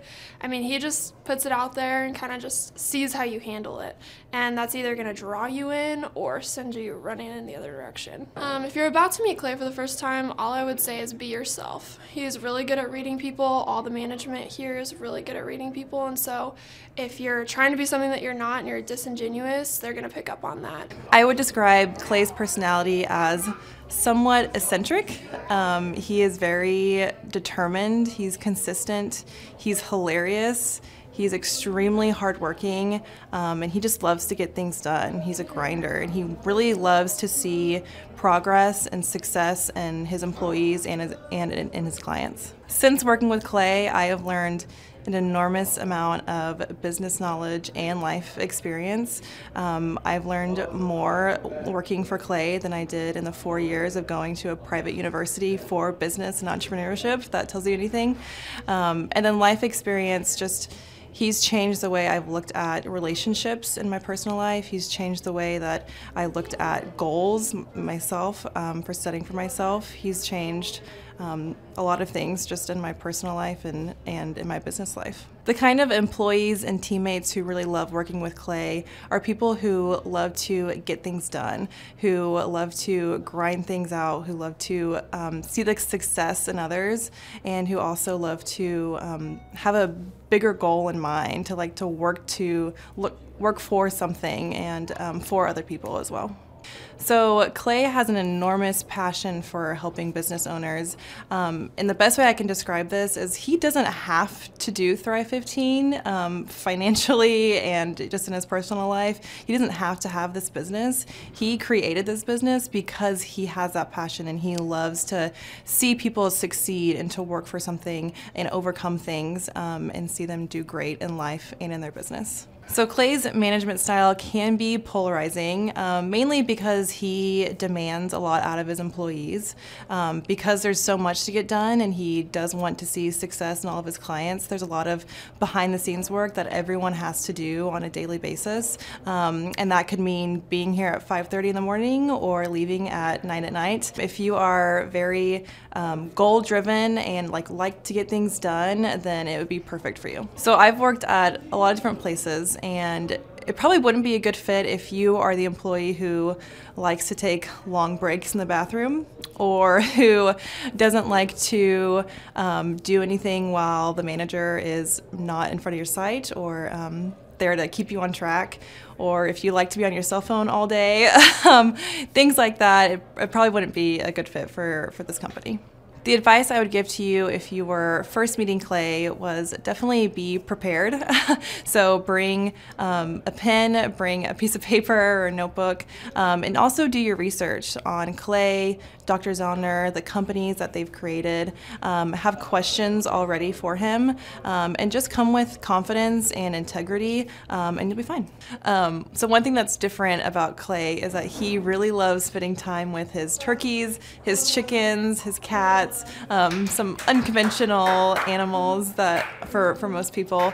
And I think he likes spending time with these animals just because they're not human beings, to be honest. And he has to deal with a lot of people every day, a lot of different personalities. So really spending time with these animals kind of gives him a break from that. Most importantly, Clay knows what he wants, and he's found a way to synthesize every aspect of his life to create a harmonious balance. So if you contribute toward that balance, then you'll have a good relationship with Clay. And if you take from that balance or disrupt that balance, then he won't last long in Clay's life. I've definitely noticed a common denominator between employees that enjoy working with Clay. And they're often diligent, they're hardworking, they dress sharp, they have great personalities, and Clay enjoys being around every single one of them. Clay has a desire to see people win. And I think the reason for that is that he knows what it's like to win, and he knows how good it feels, and he wants people to share that same experience that he has. He also knows what it takes to get there.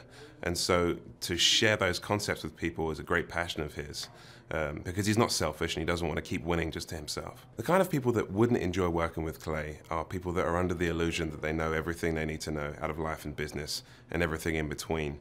I've always believed in the concept that we're always growing, we're constantly growing, and there are no such thing as plateaus in life. So as soon as you stop growing, you're essentially dead and essentially pointless to the earth. And so Clay understands that, and everybody that works for Clay also understands that.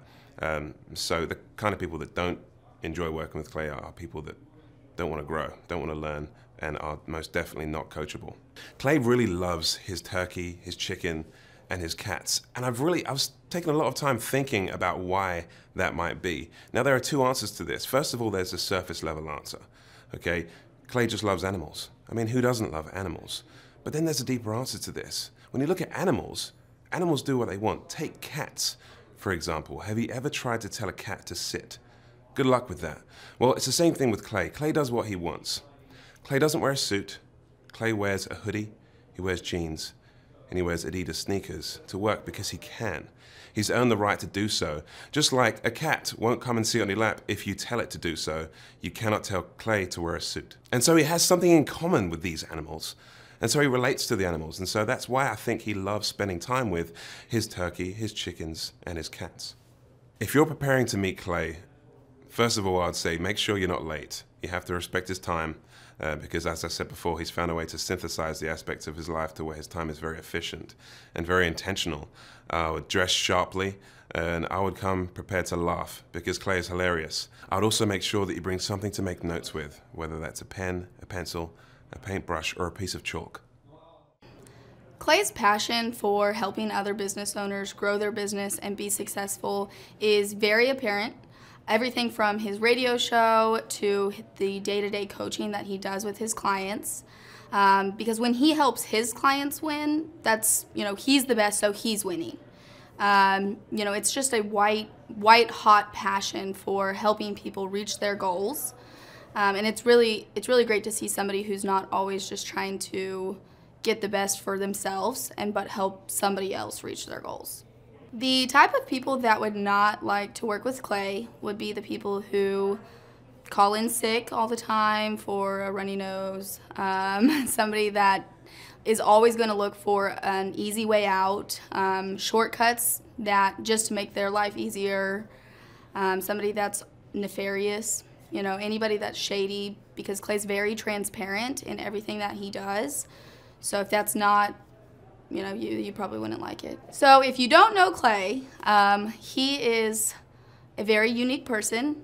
He uses humor a lot, and it's a really good way to interact with people and help people actually obtain whatever you're trying to get through to them. And he's just a very passionate person about reaching his goals and completing what he sets his mind to. My best guess of why Clay likes turkeys, chickens, cats so much, you know, those unorthodox animals, is because Clay is not the most orthodox human, so, you know, he relates to them. If you are about to meet Clay for the first time, I would highly recommend 3 things. 1, bring a pen and paper. 2, do not yawn. And 3, stay off of your cell phone. The teammates and employees that work with Clay are people who have vision, drive, ambition, and they know where they're going. They know their goals, so that's been really amazing. Clay's passion for helping business owners is really like tunnel vision. In a good way, though. He is so determined to help his clients win. I would characterize Clay's management style as a strong leader. He really wants you to go as far as you want to go, and he's gonna help you get there. The kind of people that would not like working with Clay would be anyone who lacks ambition or is unwilling to change or grow.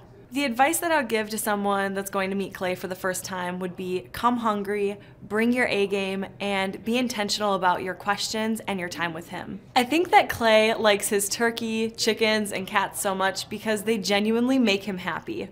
My name is Robert Redmond. I actually first met Clay almost 3 years ago to the day. I don't know if he remembers it or not, but I wasn't working with him at the time. I asked to see him and just ask him some questions to help, you know, direct my life, to get some mentorship. The experience working here has, to put it real plainly, has been just life-changing. I have not only learned new things and have gained new knowledge, but I have gained a whole new mindset that I believe wherever I end up will serve me well throughout the rest of my life. Since working with Clay, I have learned so much. I mean, I would like to say almost everything about business in terms of the different categories. I haven't learned it all, but I've learned all about marketing. I've learned about advertising. I've learned about branding. I've learned how to create a sales process for organizations in any industry. I've learned how to sell. I've learned how to create repeatable systems and processes and hold people accountable. You know, how to hire people. It's almost like every aspect of a business you can learn. I have learned a lot in those different categories. And then, again, the mindset that I've gained here has been huge. You know, working here, you can't be a mediocre person. You are a call to a higher standard of excellence. And then as you're called to that standard here, you begin to see those outcomes in every area of your life. That standard of excellence that you want to implement no matter what you're involved in. I would like to describe the other people that work with Clay are people that are going somewhere with their life. Marshall in the group interview talks about how you know, the best fits for this organization are the people that are goal-oriented. So they're on their own trajectory, and we're on our own trajectory. And the best fits are those people where there can be a mutually beneficial relationship, that as we pursue our goals and we help the business pursue those goals, the business helps us pursue our goals as well. And so I'd say people that are driven, people that want to make something of their lives, people that are goal-oriented, they're focused, and they're committed to overcoming any adversity that may come their way. Clay's passion for helping business owners grow their businesses it's unique in that I don't know if there's anyone else that can be as passionate. You know, whenever a business starts working with Clay, it's almost as like Clay is running that business in the sense that he has something at stake. You know, he's just serving them. They're one of his clients, but it's as if he is actively involved in the business. Whenever they have a win, he's posting it all over his social media. He's shouting it across the room here at Thrive. You know, he's sending people encouraging messages. He can kind of be that life coach and business coach in terms of being that a motivator and that champion for people's businesses. It's again unique because there's no one else I've seen get so excited about and passionate about other people's businesses. The kind of people that wouldn't like working with Clay are people that are satisfied with mediocrity. People that want to get through life by just doing enough, by just getting by. People who are not looking to develop themselves, people who are not coachable, people who think that they know it all and they're unwilling to change. I would say those are the type of people. In short, anyone that's content with mediocrity would not like working with Clay. So if you're meeting Clay for the first time, the advice I'd give you is definitely come ready to take tons of notes. Every time Clay speaks, he it gives you a wealth of knowledge that you don't want to miss. I remember the first time that I met Clay, I literally carried a notebook with me all around. I was looking at this notebook the other day, actually. I carried a notebook with me all around, and I just took tons of notes. I filled the entire notebook in about 3 or 4 months, just from being around Clay, following him, and learning from him. And then I would say, come coachable. Be open to learning something new. Be open to challenging yourself. Be open to learning and adjusting parts about you that need to be adjusted. I think Clay loves his turkey, chickens, and cats. First of all, because Clay actually spent some time on a farm, I believe in Minnesota. He talks about how his uncle, who's been somewhat of a mentorship figure to him, spent time on a farm with him. And I remember a story that he tells where he says that he didn't like wake up on time, and his uncle was telling him, hey, if you don't wake up on time, you're not going to eat. And he didn't wake up on time, and he didn't eat. And there's another time where he didn't try hard at a basketball game. And his uncle said, hey, since you're not trying hard, you're going to walk home. And he literally walked home. So he had that farm experience. But I think on a deeper layer, turkeys and chickens and cats, they're not too dramatic. And I know that Clay does not like dealing with gossip, with drama, with negative emotions. And then, those animals are kind of have an aspect of purity to them. And I believe that deep down that Clay loves anything that is wholesome, good, and pure. My name's Carter Watts. My experience here has been really amazing. I love working with the people here, really love being able to interact with Clay on a pretty regular basis. Since I began working here, I've learned a lot of valuable skills. I've been able to learn how to be more efficient with my time. I've been able to learn some things to apply to my wife and I's business. We run a photography company together, so I've learned a lot of really good skills that I think are really going to help to boost our business. Since I've met and begun working with Clay, one of the things that I've learned is to be more productive with my time. Before I started working here, I still got up relatively early. I would get up about 5:36 to get things done at work, but I never seemed to have time for what I really wanted to do. Personally, I love going to the gym, and so one of the things I've learned from Clay is when you want to add things to your schedule, you need to take things out. So I stopped staying up late. I began going to bed at 9 o'clock, 8:30 sometimes, and I'll get up at 4:30. So I'll have, a half day full of what I want to do before I come here and begin working. I'll describe Clay's passion for helping business owners as fiery, definitely. He is very intense. When he has his mind set on something he wants to do, he doesn't hesitate, he goes for it. He knows exactly what a company needs to help them learn and grow. He's not going to sugarcoat it at all. He's going to tell you exactly what needs to happen. My advice for you, if you're to meet Clay for the first time, would be show up early, bring a pen and a paper, and be ready to hear a lot of jokes. Now, he's not exuberant about his jokes. They're kind of just small things you have to catch on. If you're meeting Clay for the first time, my advice would to be show up on time, bring a pen and a paper, and be ready for a lot of jokes, as well as a overflow of knowledge To me, I think Clay loves his turkeys, chickens, and cats so much is because they're a bit like him. They're all kind of standoffish, but once you get to know them, they're pretty awesome.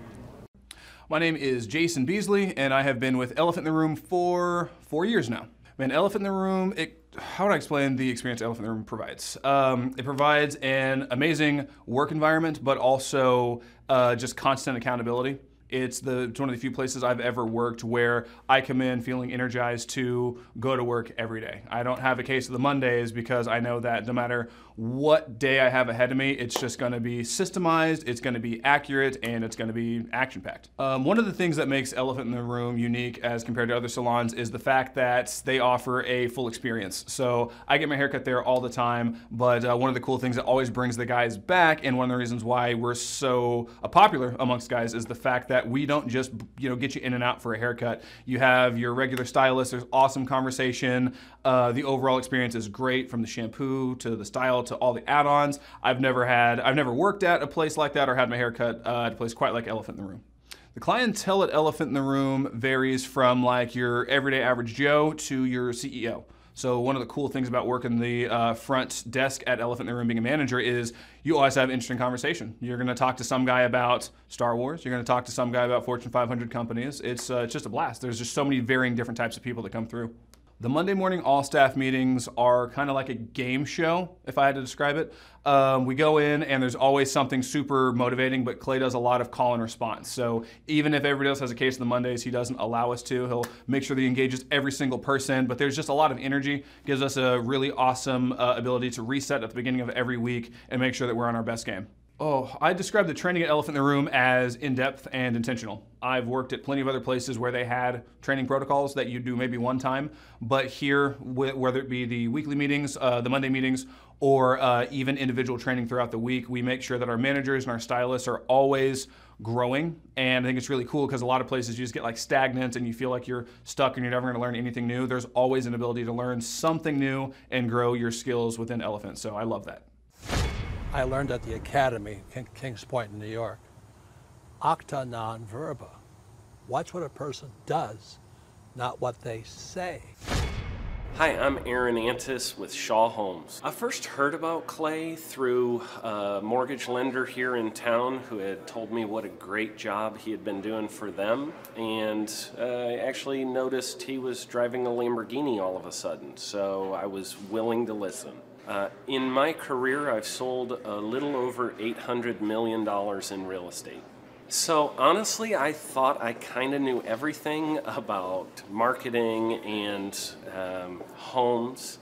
And then I met Clay, and my perception of what I knew and what I could do definitely changed. After doing $800 million in sales over a 15-year career, I really thought I knew what I was doing. I've been managing a large team of salespeople for the last 10 years here with Shaw Homes. And I mean, we've been a company that's been in business for 35 years. We've become one of the largest builders in the Tulsa area, and that was without Clay. So when I came to know Clay, I really thought, man, there's not much more I need to know, but I'm willing to listen.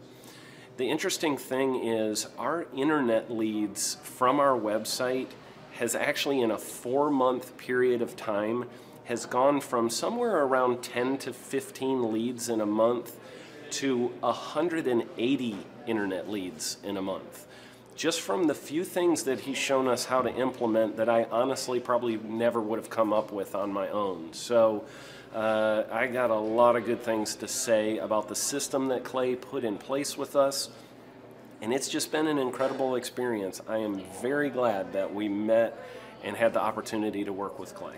So the interaction with the team and with Clay on a weekly basis is honestly very enlightening. One of the things that I love about Clay's perspective on things is that he doesn't come from my industry. He's not somebody who's in the home building industry. I've listened to all the experts in my field.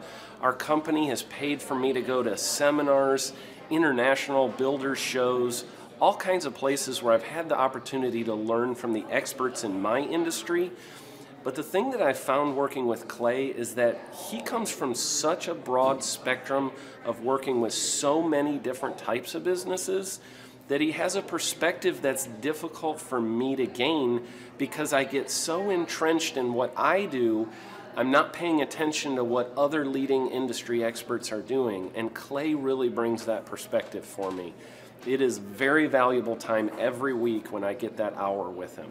From my perspective, the reason that any business owner who's thinking about hooking up with Thrive needs to definitely consider it is because the results that we've gotten in a very short period of time are honestly monumental. It has really exceeded my wildest expectation of what he might be able to do. I came in skeptical because I'm very pragmatic, and as I've gone through the process over just a few months, I've realized it's probably one of the best moves we've ever made. I think a lot of people probably feel like they don't need a business or marketing consultant because they maybe are a little bit prideful and like to think they know everything.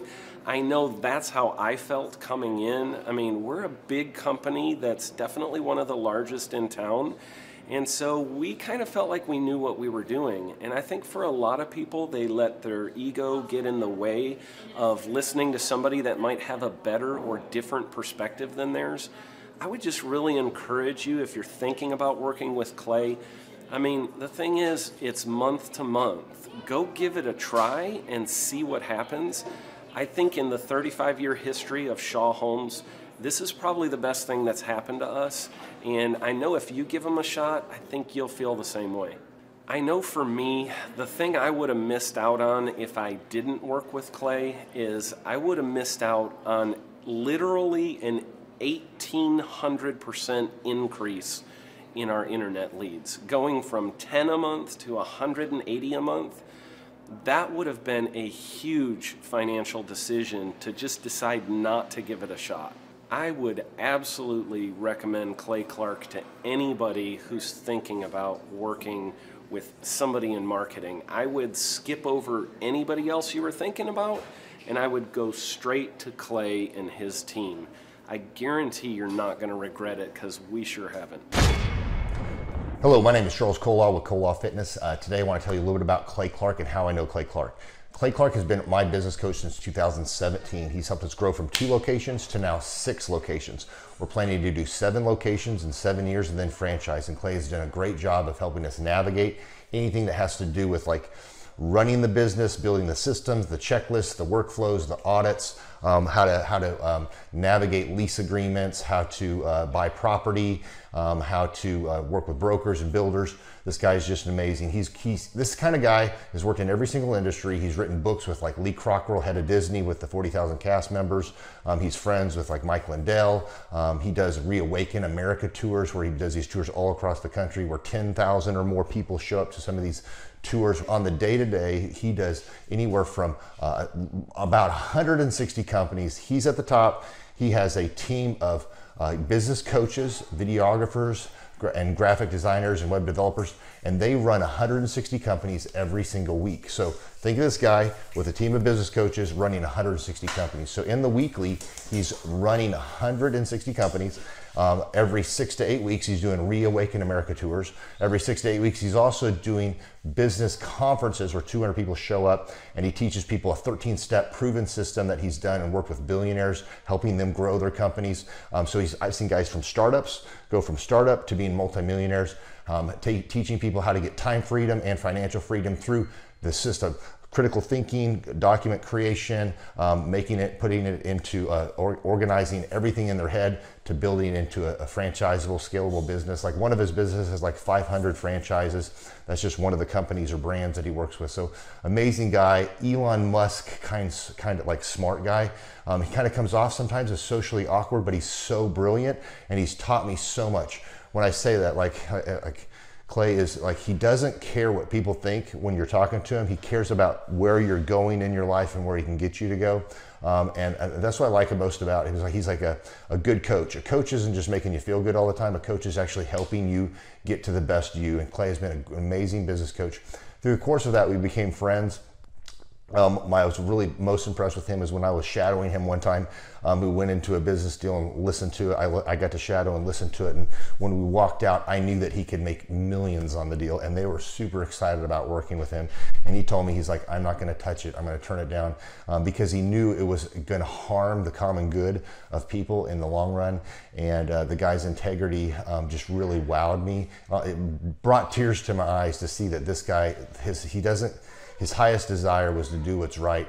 And anyways, just an amazing man. So anyways, impacted me a lot. He's helped navigate anytime I've got nervous or worried about how to run the company, or you know, navigating competition and an economy that's like, I remember we got closed down for 3 months. He helped us navigate on how to stay open, how to get back open, how to just survive through all the COVID shutdowns, lockdowns, because our clubs were all closed for 3 months, and you have $350,000 of bills you got to pay, and we have no accounts receivable. He helped us navigate that, and of course we were conservative enough that we could afford to take that on for a period of time. But it was, anyways, great man. I'm very impressed with him. So Clay, thank you for everything you're doing, and I encourage you, if you haven't ever worked with Clay, work with Clay. He's going to help magnify you, and there's nobody I have ever met that has the ability to work as hard as he does. He probably sleeps 4, maybe 6 hours a day, and literally the rest of the time he's working, and he can outwork everybody in the room every single day, and he loves it. So anyways, this is Charles Kolaw with Kolaw Fitness. Thank you, Clay, and anybody out there that's wanting to work with Clay, it's a great opportunity to ever work with him. So you guys have a blessed one. This is Charles Kolaw. We'll see you guys. Hi, my name is Josh Spurl from Spurl & Associates, Chartered Professional Accountants based out of Edmonton, Alberta, Canada. And I met Clay at his conference in Tulsa in June of 2018. Started working with the coaching program shortly after there. You know, the experience has been great. You know, you really have a partner in the grind. You know, most people, I like to say most people are wrong about most things about business most of the time. And it's very difficult for entrepreneurs to connect with other entrepreneurs who actually know what they're talking about when it comes to business. But Clay and his team really does understand. You know, the tangible improvements that we've seen is we're up over 50% since starting with the coaching program. And you know, they're helping to help business owners create time freedom and financial freedom. And I know what you're going to think. You're going to say, what the heck are you going to do with your time freedom and financial freedom when you're in Edmonton, Alberta, Canada? That's the most northerly city in North America with 1 million people. You know, we're probably just sitting in our igloos hoping for some television, but I'll give you an idea of what we're doing in Edmonton, Alberta, Canada. So over here we have Sandra and we have Emma. Emma, say hello. Hi everybody, this is my daddy's channel. Emma really likes any video. So let's give it let's see what actually the time freedom and financial freedom can do for you in Edmonton. So believe it or not, we have a beach here, guys. And I'll take you on the little tour of Edmonton's beach. Now it's not what you Americans are gonna think of as a beach. This is a northern beach.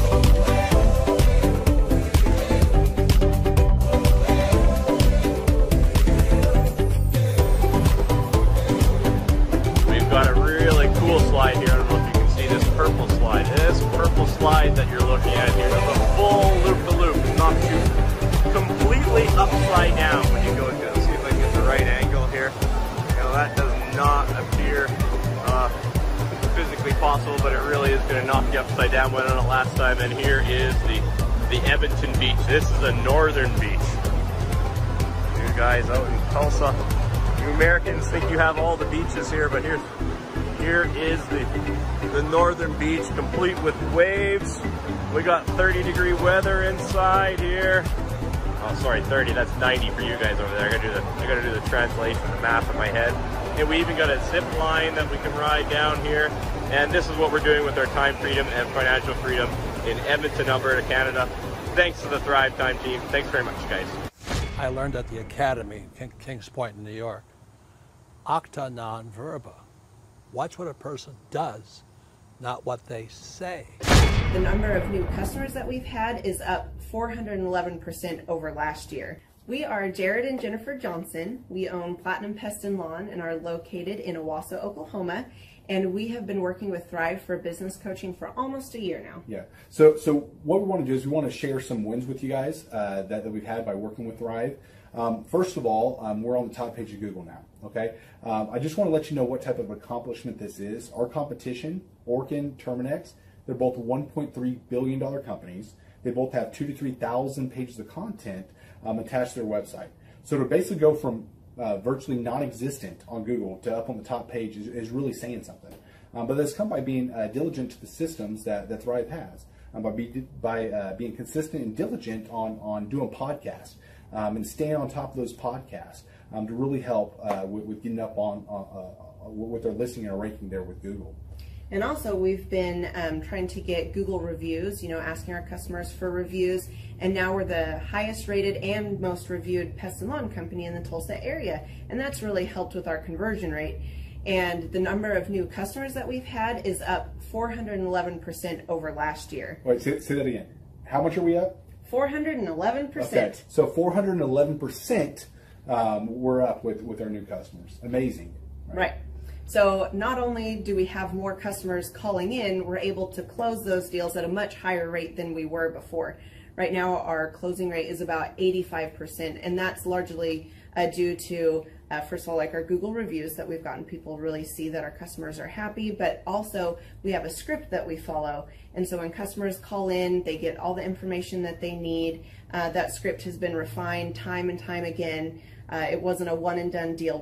It was a system that we followed with Thrive in the refining process, and that has obviously the 411% shows that system works. Yeah. So here's a big one for you. So last week alone, our booking percentage was 91%.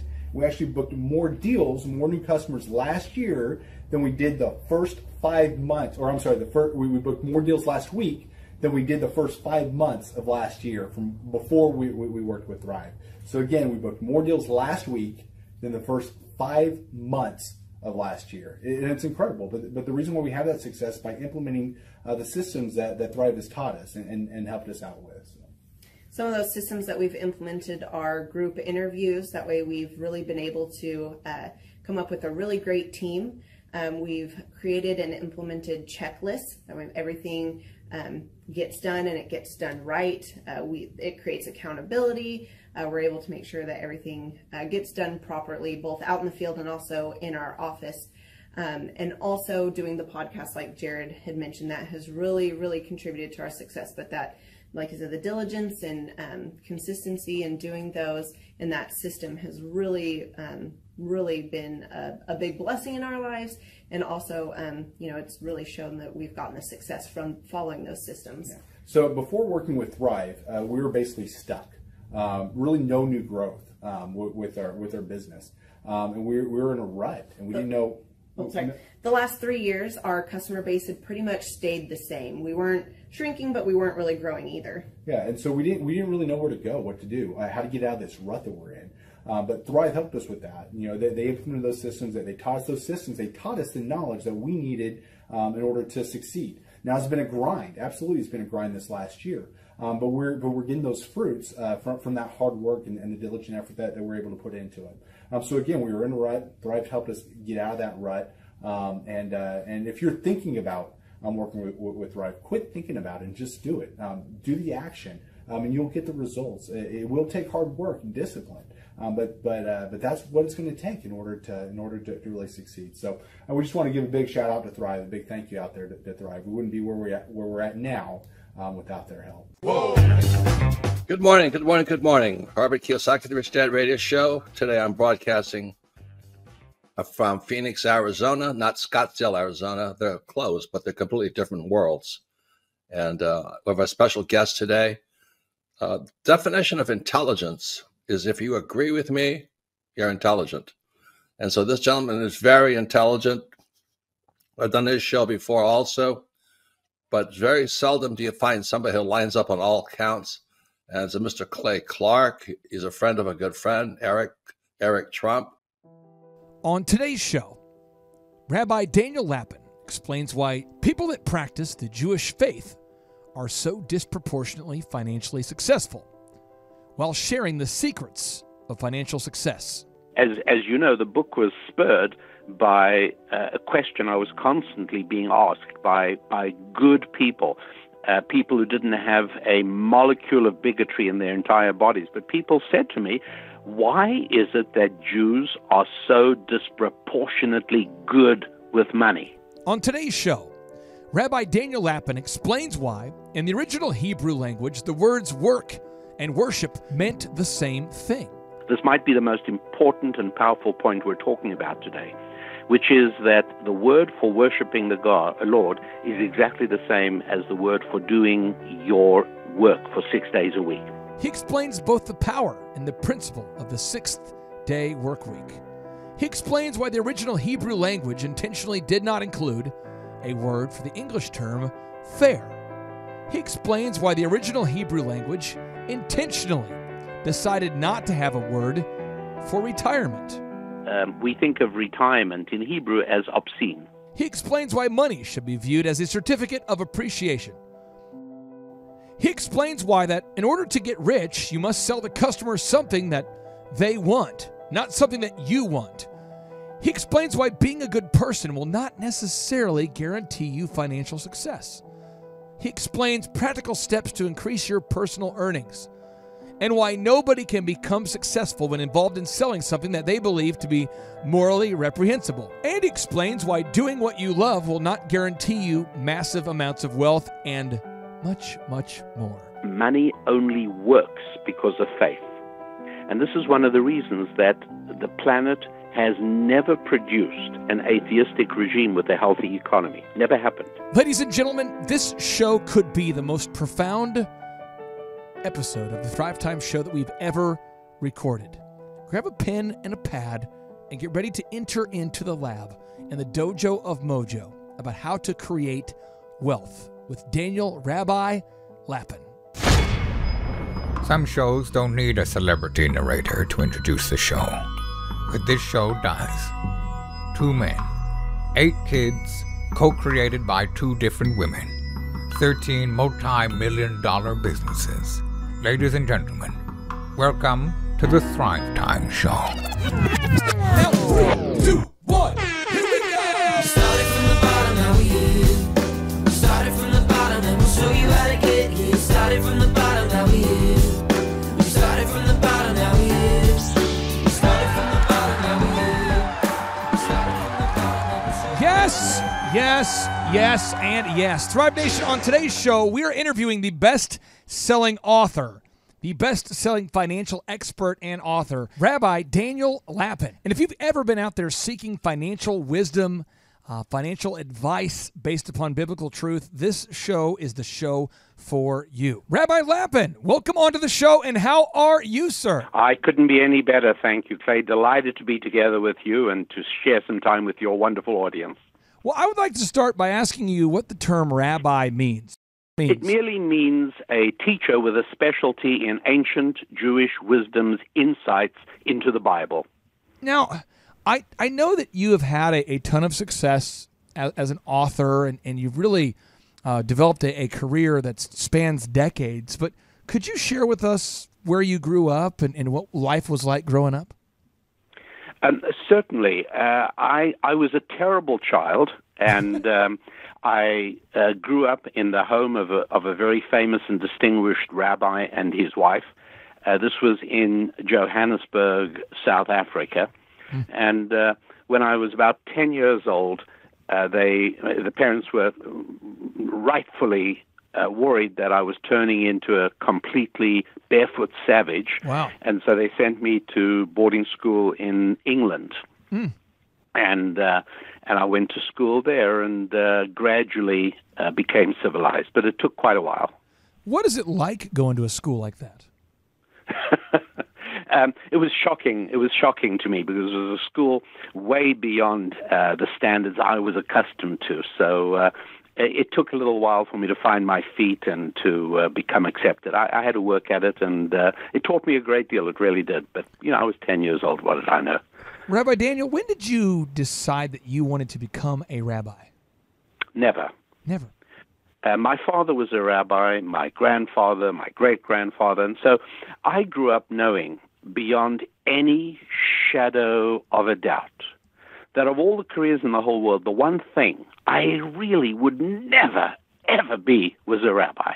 But I've come to the conclusion that the good Lord has your destiny in mind, and he'll send you one or two soft messages, and if you don't pay any attention, he begins to get you with a 2x4.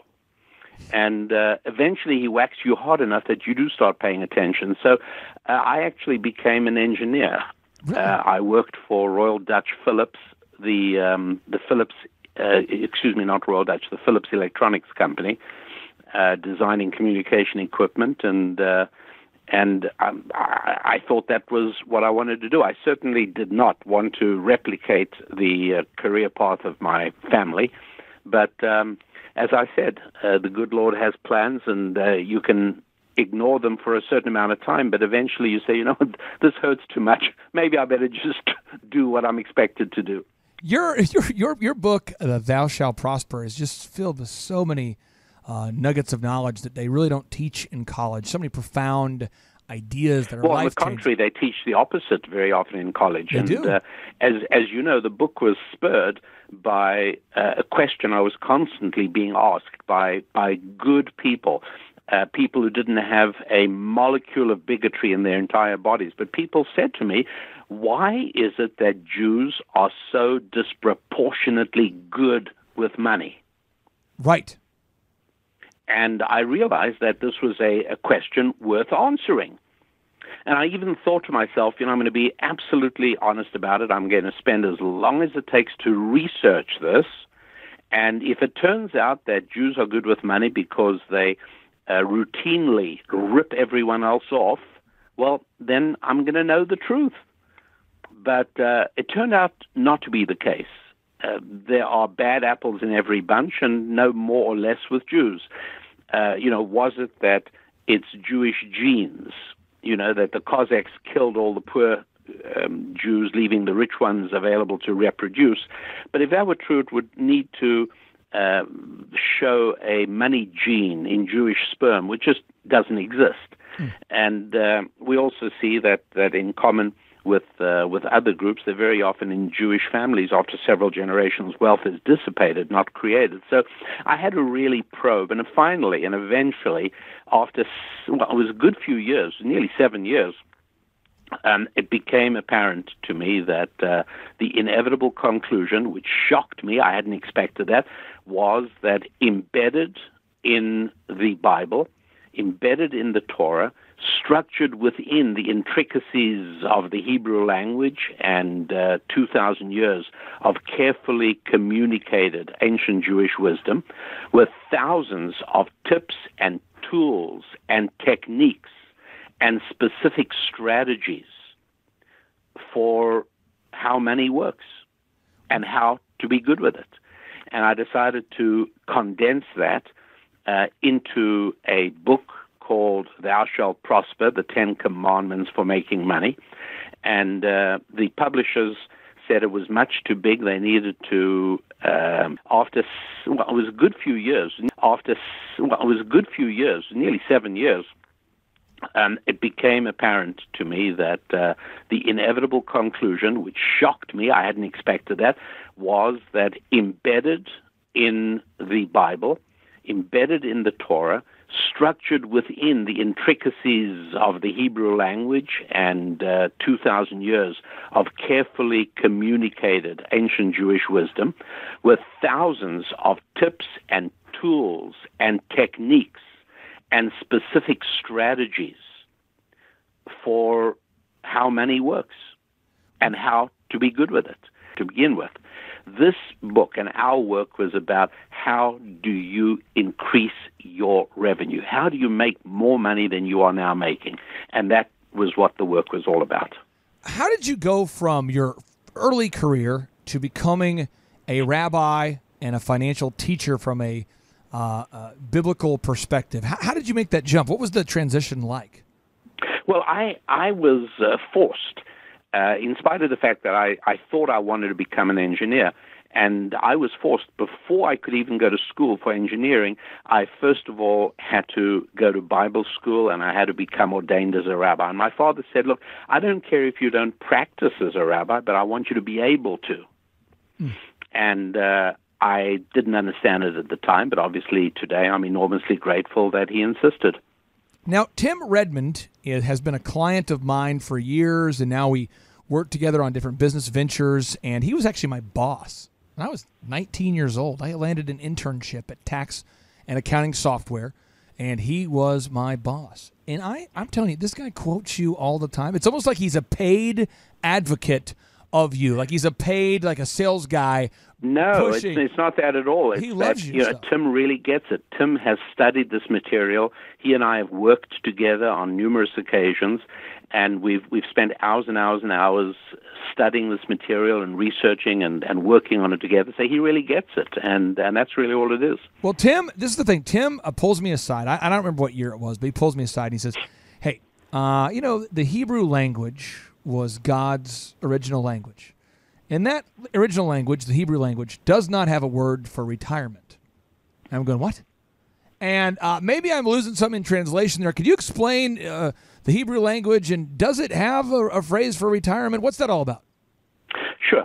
Well, needless to say, I'm not the only person. And, this is not Rabbi Daniel Lappin jumping up and saying, hey, Hebrew's God's language. No, it's not like that at all.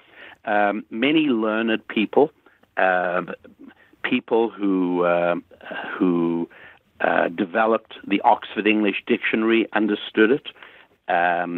Sir William Bradford, who came to North America on the Mayflower, wrote a book in the 17th century called History of the Plymouth Plantation. And the first 20 pages or so in his own handwriting, in the manuscript of the book, are in Hebrew. And in those 20 pages, he even explains why he studied Hebrew and learned how to read the Bible in the original Hebrew, the Old Testament. And he says it's because this is the language in which God spoke to the patriarchs of old, and it's the language in which Adam named all living things, etc., etc. This Lord's language does have certain pieces of wisdom in it. One of them is that certain words, concepts that for which no word exists in biblical Hebrew, are false concepts. So, for instance, there's no word for adolescent. Now, I don't know if you've raised teenagers and adolescents, but if you have, you know that the word teenager or adolescent is a euphemism for somebody who wants all the advantages of being an adult with all the slack cut to him for being a child.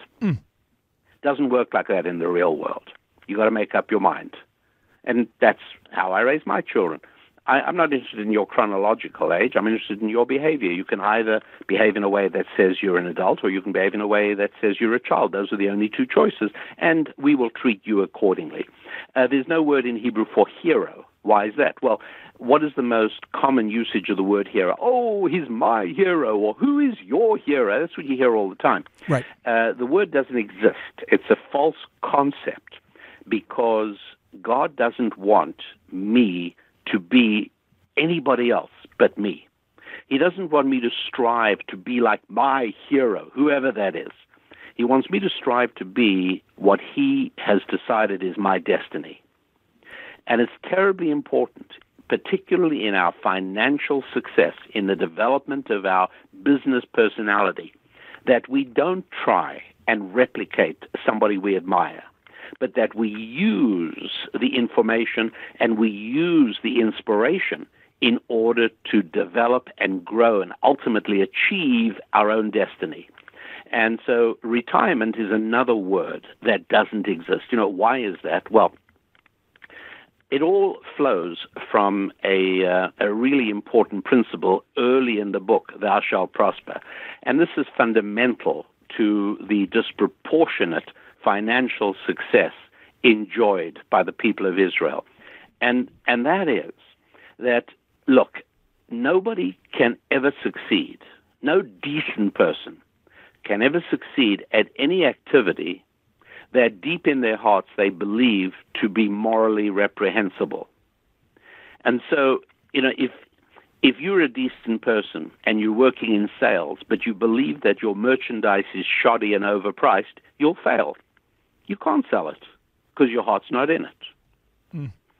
And so it becomes very important to understand that we become the kind of people that relate to the moral vision that we hold.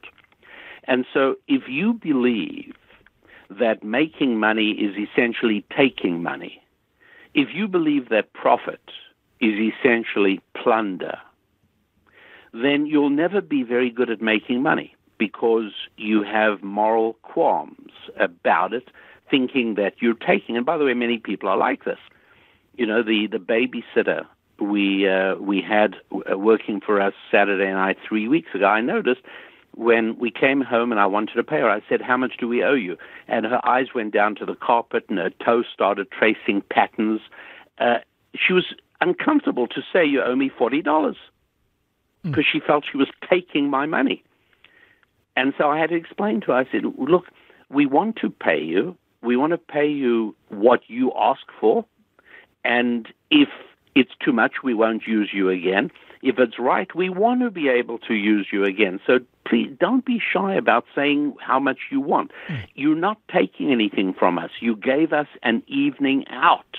You follow what I'm saying? Yes, because money is just a certificate of appreciation and performance. That's exactly right. And the problem with retirement is that what you're essentially saying is, "Hey, I've got enough, so I'm getting out of here." To which I say, "Hello, you know, you've been my doctor or my dentist or my bookkeeper or my shoe polishing guy, or I don't care what it is, but for the last 20 years, you've been taking care of a need I have in my life, for which I've been happy to pay you. And now you tell me, sorry, you're not," like, well, what's with you? What are you doing? Instead, what, are you going to play golf instead of taking care of me? Well, that suggests that all along you weren't in this to take care of me, but you were in it just to get what you could get out of it. Now that you got enough, you're done. So in that sense, we think of retirement in Hebrew as obscene. This is a verse, and I know that, can you explain to listeners out there the difference between Christianity and Judaism, just so that the listeners out there who... Nope, I can't, for several reasons. Okay, sure. Number one is I only know about Judaism. Okay. Number two, that's theological, and I have zero interest in theology. Okay. Theology is what men think about God. Okay. And I'm just, you know, much of what men think about men is wrong and silly. I'm certainly not interested in what men think about God. I'm really only interested in what God thinks about man. That's not theology, that's Bible. So I'm sorry, but that's a question I simply can't answer. Love it. Not my field. I love the directness of it. This is, maybe I'll try it this way. I have a Bible verse that I quote often, and I quote it quite a bit. It's Colossians 3:23-24. It says, "Whatever you do, work at it with your heart, as working for the Lord, not for human masters, since you know that you will receive an inheritance from the Lord as a reward. It is the Lord Christ you're serving." Do you share the same view that you're working as unto the Lord? It's like you're working to honor God. Do you view it the same way or no? Okay, so again, I don't know the New Testament. Got it.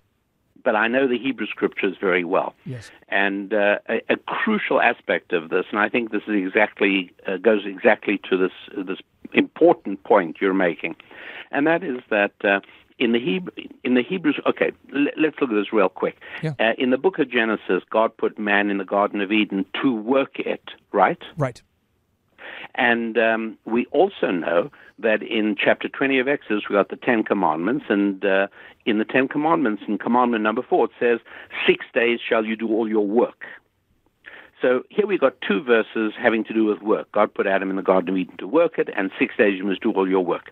Now, there are another two verses I want to share with you quickly. One is that God says to Moses, "Go to Pharaoh and say, let my people go so that they may worship me in the desert." And the other one is towards the end of the book of Joshua. Joshua says, "You know what, I don't care what you guys want to do. As for me and my family, we will worship the Lord." Now, in the last 40 seconds, I've shared with you 4 verses. 2 of the verses include the word work, and the other 2 verses include the word worship. What you don't know, none of our listeners know, is that in the Hebrew text, there's only one word for all those four instances, which is an incredibly powerful thing. This might be the most important and powerful point we're talking about today, which is that the word for worshiping the Lord is exactly the same as the word for doing your work for 6 days a week. In other words, to put it very directly, taking care of business is another way of worshiping God. One of the ways, by the way, that in English we say customer service and worship service, recognizing this fundamental reality that in taking care of our customers, we're also serving God. I am probably going to have to put that on repeat 40 to 50 times in a row because it's so mind expanding. And I read this book called Think and Grow Rich years ago by Napoleon Hill. Oh, sure, Napoleon Hill, yeah. And I'm reading that book because my boss told me I had to read it or I'm fired. He said I was like a ship without a rudder. He said, you're a ship without a rudder. You got to read the book. And Napoleon Hill said if you over-deliver, eventually you'll be overpaid. And he goes, just exceed the expectations of every person on every transaction. And that really helped me because I grew up without any money. And there's just so many powerful concepts in your book, and I want to ask you about this one. The concept of businessman, being a business person. How do you, in your book, Thou Shalt Prosper, you talk about this a little bit, but the Hebrew concept of businessman, I believe, and again, I'm just making sure I'm getting my notes right because I've got notes everywhere, is a man of faith, is a businessman. Can you kind of explain that, and where am I getting that wrong?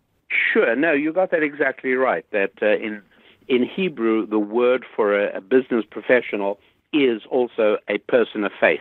And that is the reason why history's most effective engine of wealth creation, namely the United States of America, puts not on the walls of its churches where you would have expected the phrase, but on its currency, the phrase, "In God we trust." And that's because if you're in church, you kind of probably already know that, so you don't need it on the wall of churches.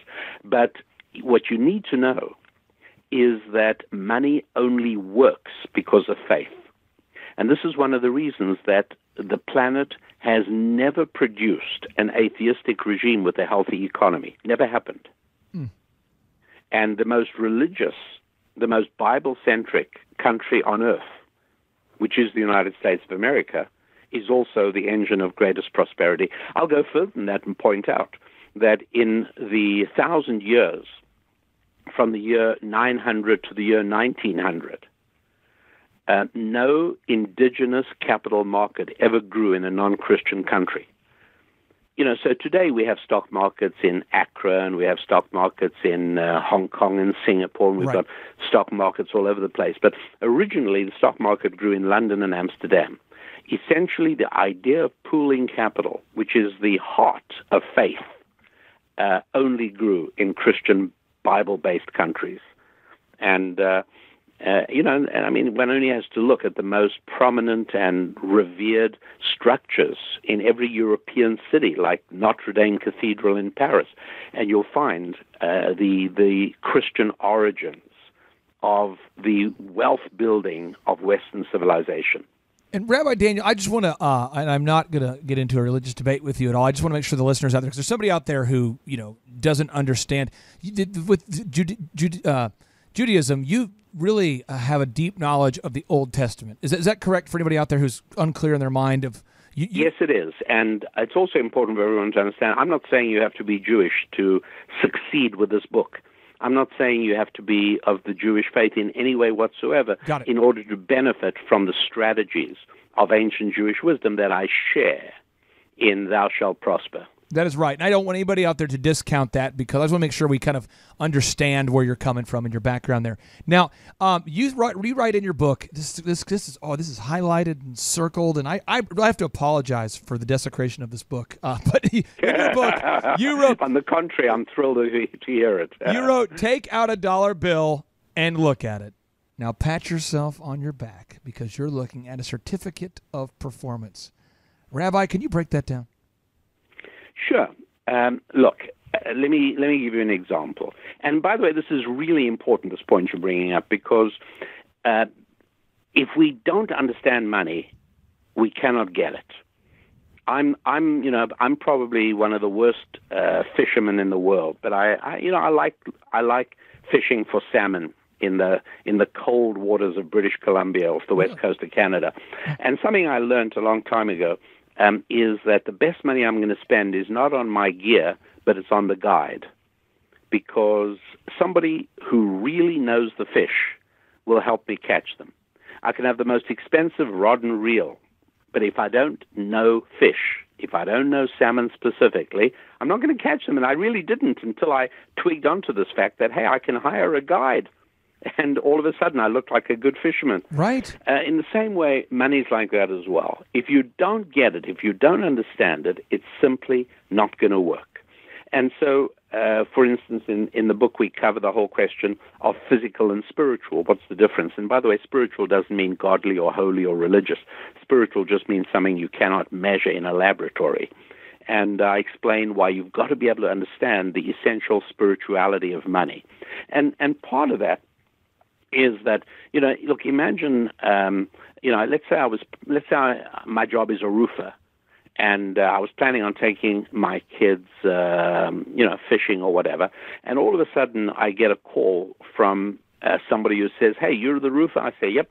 He says, can you come quickly? It's been raining where we are, and there's a leak in the roof. My wife is going nuts. The water's coming into the kitchen, making everybody miserable. And so I'm just about to say to him, hey, pal, you know what, how about I come tomorrow? Because like this afternoon, I'm planning on taking my kids fishing. And all of a sudden, fortunately, I shut up because I remember to think before I speak. And I, in fact, say to him, I'll be happy to come. The only thing is I was about to take my kids fishing, but it would be worth much, much more for them to see how I serve another one of God's children by fixing your roof. And so if you don't mind, I'll be on my way, but I'll bring them along as well. So pile the kids into the pickup truck, tools in the back, off we go. And the kids help me, and we fix it up. We put down some new shingles. The roof is fixed. The guy's as happy as could be. His wife is smiling, and he says, I appreciate it very much. Would you need some certificates of performance? I say, yeah, please, I would. I need 100 certificates of performance. So he takes out a roll of green certificates, and he peels off 100 of them and gives them to me. And I say, thank you very much indeed. That night I take my wife for dinner, and we come into the restaurant, and the restaurateur says, yeah. And I think, well, it's not really a polite way to welcome a diner, but all right. I say, could we please have 2 big fat steaks and a plate of the largest, biggest French fries you can make? And he says, what, you want me to go into that hot kitchen and slave over a stove to make you steak and fries? And I said, well, yeah, isn't that what this restaurant's all about? Right. And he says, no, as a matter of fact, this restaurant is only for members of a club who take care of God's other children. I said, I don't know what you're talking about. He says, well, let me put it this way. Could you prove to me that you've taken care of anybody else today? I said, well, as a matter of fact, I can. He said, how are you going to do that? I say, right here in my pocket. The person I took care of this afternoon gave me 100 certificates of performance. He said, well, why didn't you say so before? Brings me a great meal. At the end of the meal, I say to him, now, would you like any certificates of performance? He says, yeah. My kids have to go to the dentist tomorrow, and our dentist only takes care of people who've taken care of other people. And he says, so I'd need 60 certificates of performance from you. So I happily peel off 60, and I give them to him, and off we go. We are all part of the club of human beings who take care of other human beings. Beautiful. I don't understand. I grew up very, without money. I grew up very, very limited resources. I don't understand the argument mentally, financially, spiritually, as you defined it, the argument for socialism. How can anybody with a sound mind advocate for socialism right now? How do you... It's not an accident that almost without exception, socialists are people who do not share biblical faith. Socialism almost always goes together with atheism. Now, what's this mean? It's very simple. One of the big differences between a person who has a spiritual awareness and somebody who thinks the world is confined to only the material is that people who think the world's confined to the material think that a human being is nothing other than about $10 worth of cheap chemicals. You know, like a bunch of nitrogen, a bunch of oxygen, a bunch of carbon, some hydrogen, some potassium, and all of this mixed together, you know, produces. And anyway, so that biological determinism is an atheistic and physical view of the human being. A person like that says a human being is just a body. I don't think that's right. In fact, I'm willing to state with some certainty that it's not right. Not out of faith, but out of life experience and financial experience. I think people are both body and soul. Now, one of the big differences between physical and spiritual, and I can wrap this up and bring it in for a landing very easily, is that that an example of a difference is a saxophone is physical because you can take it into a lab and weigh it. You can measure it. You know, a saxophone's made out of 5 pounds of brass and, you know, and carefully arranged and structured. That's what a saxophone is. And if I have it on the table in front of me and when my attention is diverted, you run in and take it away. Now you've got the saxophone and I'm without a saxophone. That's how physical things work, because it's a rule of physics that any physical object can only be in one place at one time. This is an expansion of Einsteinian principles of time-space. Any physical object can only be in one place at one time. However, a tune is not a physical thing. It's a spiritual thing. There's no instrument in the world, no lab in the world capable of measuring a tune to see whether it's the kind of tune that would make people happy or sad or make men march off to war or whatever it is. And so a tune, if I have a tune and you hear me whistling my tune and you learn it and you walk away and you teach it to a bunch of other people, have you taken away anything from me? No, you've just made the world a more tuneful place. The difference between physical and spiritual is physical can only be in one place at a time. Spiritual can be in more than one place at a time. Now, if money is only physical, and sure, socialistic people view the world in materialistic terms. You've heard of the Marxist materialistic dialectic, and that is that everything is only physical. That's the essence of Marxism and communism and socialism. Well, in that case, money is like the saxophone. And if I have some, and this is really important, if I've got it, that must mean there are a whole bunch of other people who don't have it, because I must have taken it from them. That, you know, and that's the only way for other people to get it is to take it from me. That's called, by the way, redistribution. But the way money truly works is it's spiritual, not physical. And that is that two human beings can agree on a transaction, and that transaction doesn't exchange money. It brings money into being. And I explain all the arithmetic and mathematics of that in the book, Thou Shalt Prosper. But the bottom line is that inflation is when the government prints more money than transactions have created, and deflation is when government doesn't print enough currency to account for the fact that every time you and I did a transaction, we actually brought money into being. Wow. And Andrew, I think I'm going to have to duct tape my head together and listen to this show at least 5 times. Rabbi Daniel, you talk about, you write about that in order for people to prosper, we have to behave decently and honorably toward one another and live among others who conduct themselves in a similar fashion. Can you explain what this is all about? Yeah. Look, a lot of people have said to me, well, I don't get it, you know. My rabbi or my pastor is this really holy guy. He's so spiritual, he's so wonderful, and yet he suffers in terrible poverty. Okay, fine. Yeah, I would never say a word against your rabbi or against your pastor. I'm sure they're very beautiful people. Let me give you an example. How about a guy who is a beautiful human being, lovely person, loving, kind, compassionate, spiritual, godly, virtuous in every possible way, wouldn't hurt a fly. And he climbs to the top of a 20-story building, and he steps out the window. Well, he starts moving towards the ground really, really quickly. And it's kind of a thrilling ride for about 4 seconds. But it comes to a very abrupt end in a way that kills him. And then he comes before the good Lord, And he says to him, I don't get this, Lord. I'm such a good person. I'm so kind to people. I pray to you twice a day. I give charity. I tithe my money. How could you let me die? And God says to him, well, I gave you a set of principles, both physical and spiritual. And one of the sets of physical principles that I put there in the world for you to learn is that if you step out of the window on a 20th floor, you're going to come to a very painful end. Why didn't you pay attention to that? Did you really think that the fact that you are good and virtuous can take the place of actual knowledge? And so I say exactly the same thing to the poor rabbi or the poor pastor. I say, of course you're a good and kind person. That's lovely. But did you really think that that's enough to make money? No.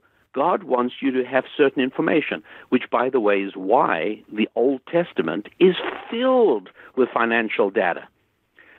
I don't know the New Testament, like I said, but I wouldn't be if somebody told me there's 1,000 times more mention of money in a positive sense in the Old Testament than in the New Testament. I wouldn't be the least bit surprised, because many, many, many dear, good Christian friends of mine, before they started studying Bible with me and learning the Old Testament, they believed that money is evil. And when you believe money is evil, I promise you, you're not going to get any. Right.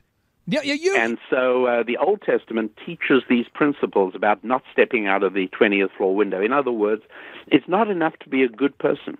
That doesn't stave off poverty. God wants us to do actual specific things. And what those are some of the things we're talking about.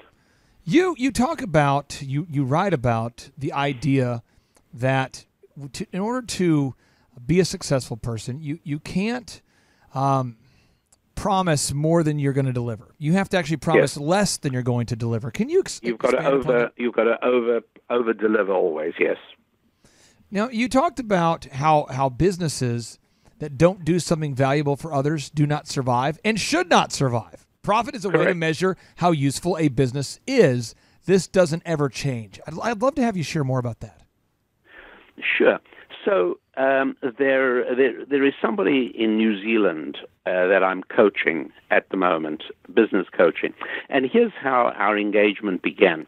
This person told me the business he started and what he is supplying to customers in New Zealand and how he's advertising and marketing, and it's just not working.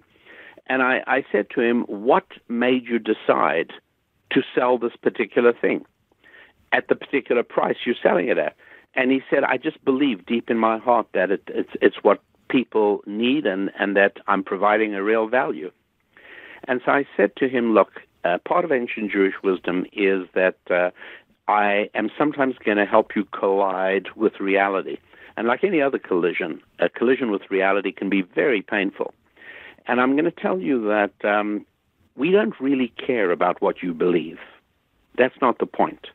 The point is that only the market can determine value. And so you think that the market needs this thing, and that's because you are in love with this particular type of product. That means you should be buying that product, not selling it. But we need to build you up so as you fall in love with the act of business, which is the act of supplying the needs and desires of other human beings. And if that was really what motivated you, you would have done research to find out what people really want in your neighborhood in New Zealand, not decide in advance what you want to sell them. And so that is very much at the core of what we're talking about. Understanding that it is the market out there, that it's what people want. The idea of being in business is serving God's other children. And you can only do that by finding out the things that they want and they need and they desire and then providing them, which is why one of the stupidest things that anybody ever tells new graduates is, oh, now that you've finished your studies, you're leaving school, you must find a job doing what you love doing. Well, that's rubbish. That's an unbelievably selfish piece of advice which will never work. Take me, for instance. I love boating. I'm yet to find anybody who's willing to pay me a nice living for going boating. Right. It's irrelevant. What I got to do is find out what people around me need me to do, and then I got to learn to love it.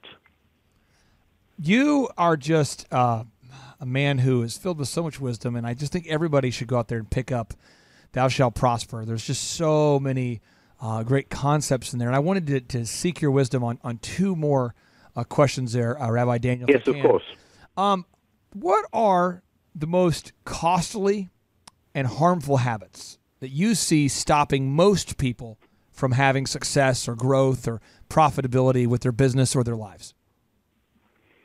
Well, it's not necessarily the same thing for there are things that people can do that harm their marriages and their businesses. And I'm so interested that the way you phrased the question included both those areas in terms of family. And let me give you an example.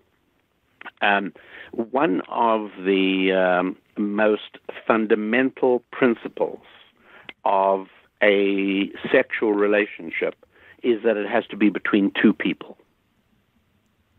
It can't be one person. Okay. And if it is, most people are embarrassed about it and they don't talk about it. You know, people might say, you can pick me up at 8, I've got to take a shower first. But they'll never say, pick me up at 8 because I first have to shower and, you'll pardon me, provide myself with sexual satisfaction. Nobody would ever say that because there's an embarrassment because you're not providing anybody else with anything. And we human beings were created by God to be givers, not takers. And so that's one of the reasons that that particular solitary activity is shameful. As much as, Bill Clinton had a Surgeon General who he had to fire because she was obsessed with trying to normalize and popularize that particular solitary behavior. True. People weren't interested in it because deep down in our souls, we all know that sex is a gift for bringing together two people. It's bringing joy to another person.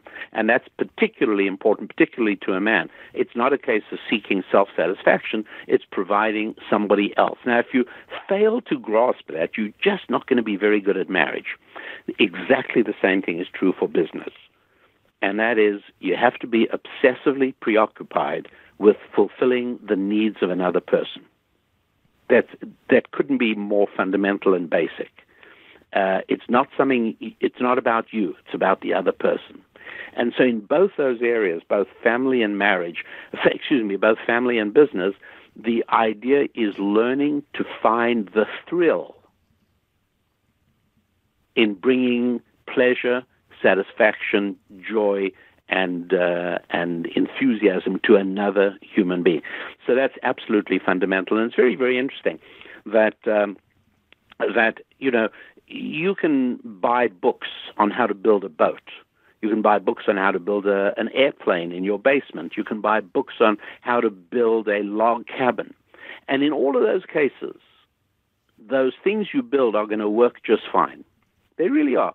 Boeing builds planes, and other than a few sad exceptions, they don't fly 98% of the time. They fly 100% of the time. Right. When people build ships, with the sad exception of the Titanic, ships float 100% of the time. When an architect builds a building, it stands. It's not like 84% of this guy's buildings stand. They all stand. Right. But when people set out to build a marriage, the success rate is only about 70%. When people set out to build a business, the success rate's even lower than that.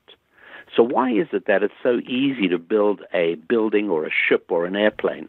It's so reliable, and yet it's so risky to build a marriage or to build a business. And the answer is because it's very easy to communicate physical data. And to build boats and skyscrapers and airplanes, all you need is physical data.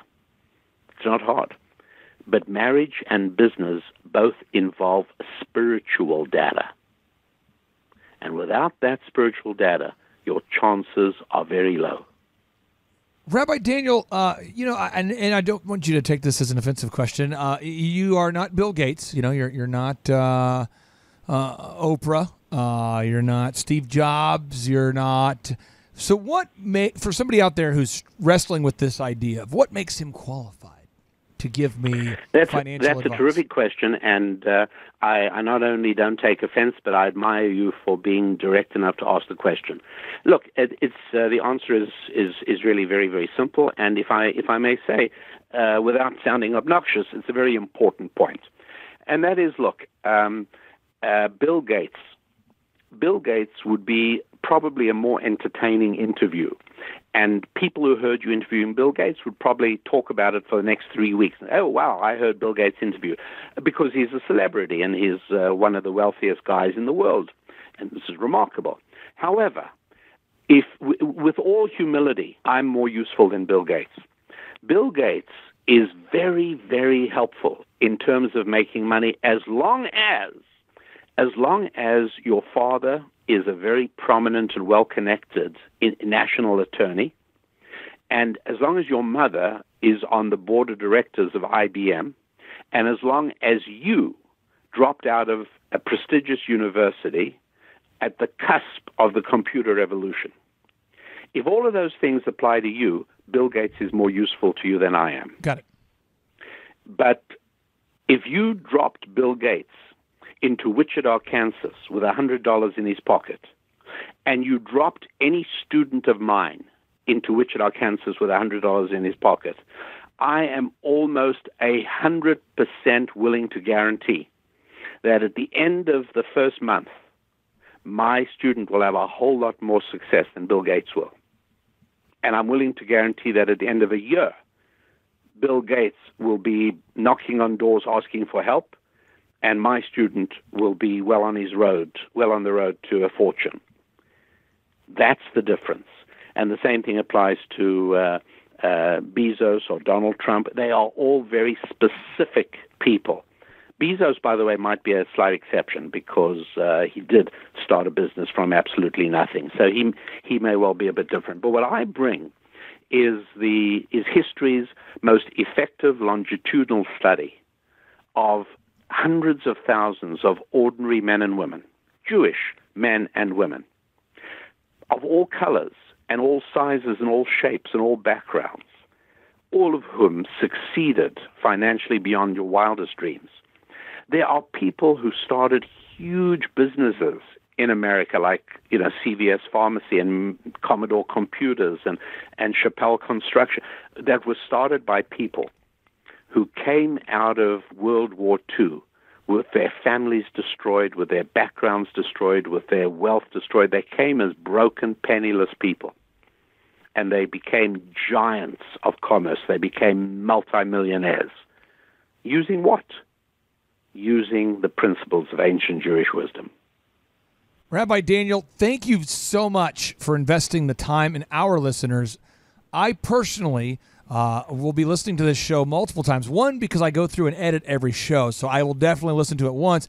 But there's certain shows where I'll listen to the show 2 times or 3 times, and then your book, it's so practical, but yet it provides so much context, so much richness of wisdom.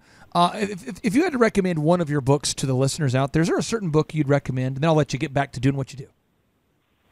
I would recommend either start with Thou Shalt Prosper, okay, and then move on to Business Secrets from the Bible, or you can start with Business Secrets from the Bible and move on to Thou Shalt Prosper. Well, we're going to put a link to the show notes right now, and let's get you have Thou Shalt Prosper, which I've read, and the other book title there, Rabbi, was what? Business Secrets from the Bible. Business Secrets from the Bible. We're going to buy one right now on Amazon. That way we're starting the momentum here. Thank you for investing in our listeners, and I just hope you have an awesome day.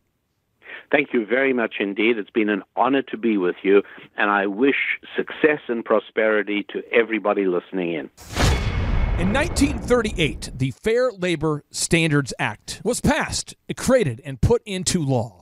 However, think about this for a second. If the Pilgrims who came over to the United States of America they landed at Plymouth Rock, imagine that they believed in the 40-hour work week. Would they have survived?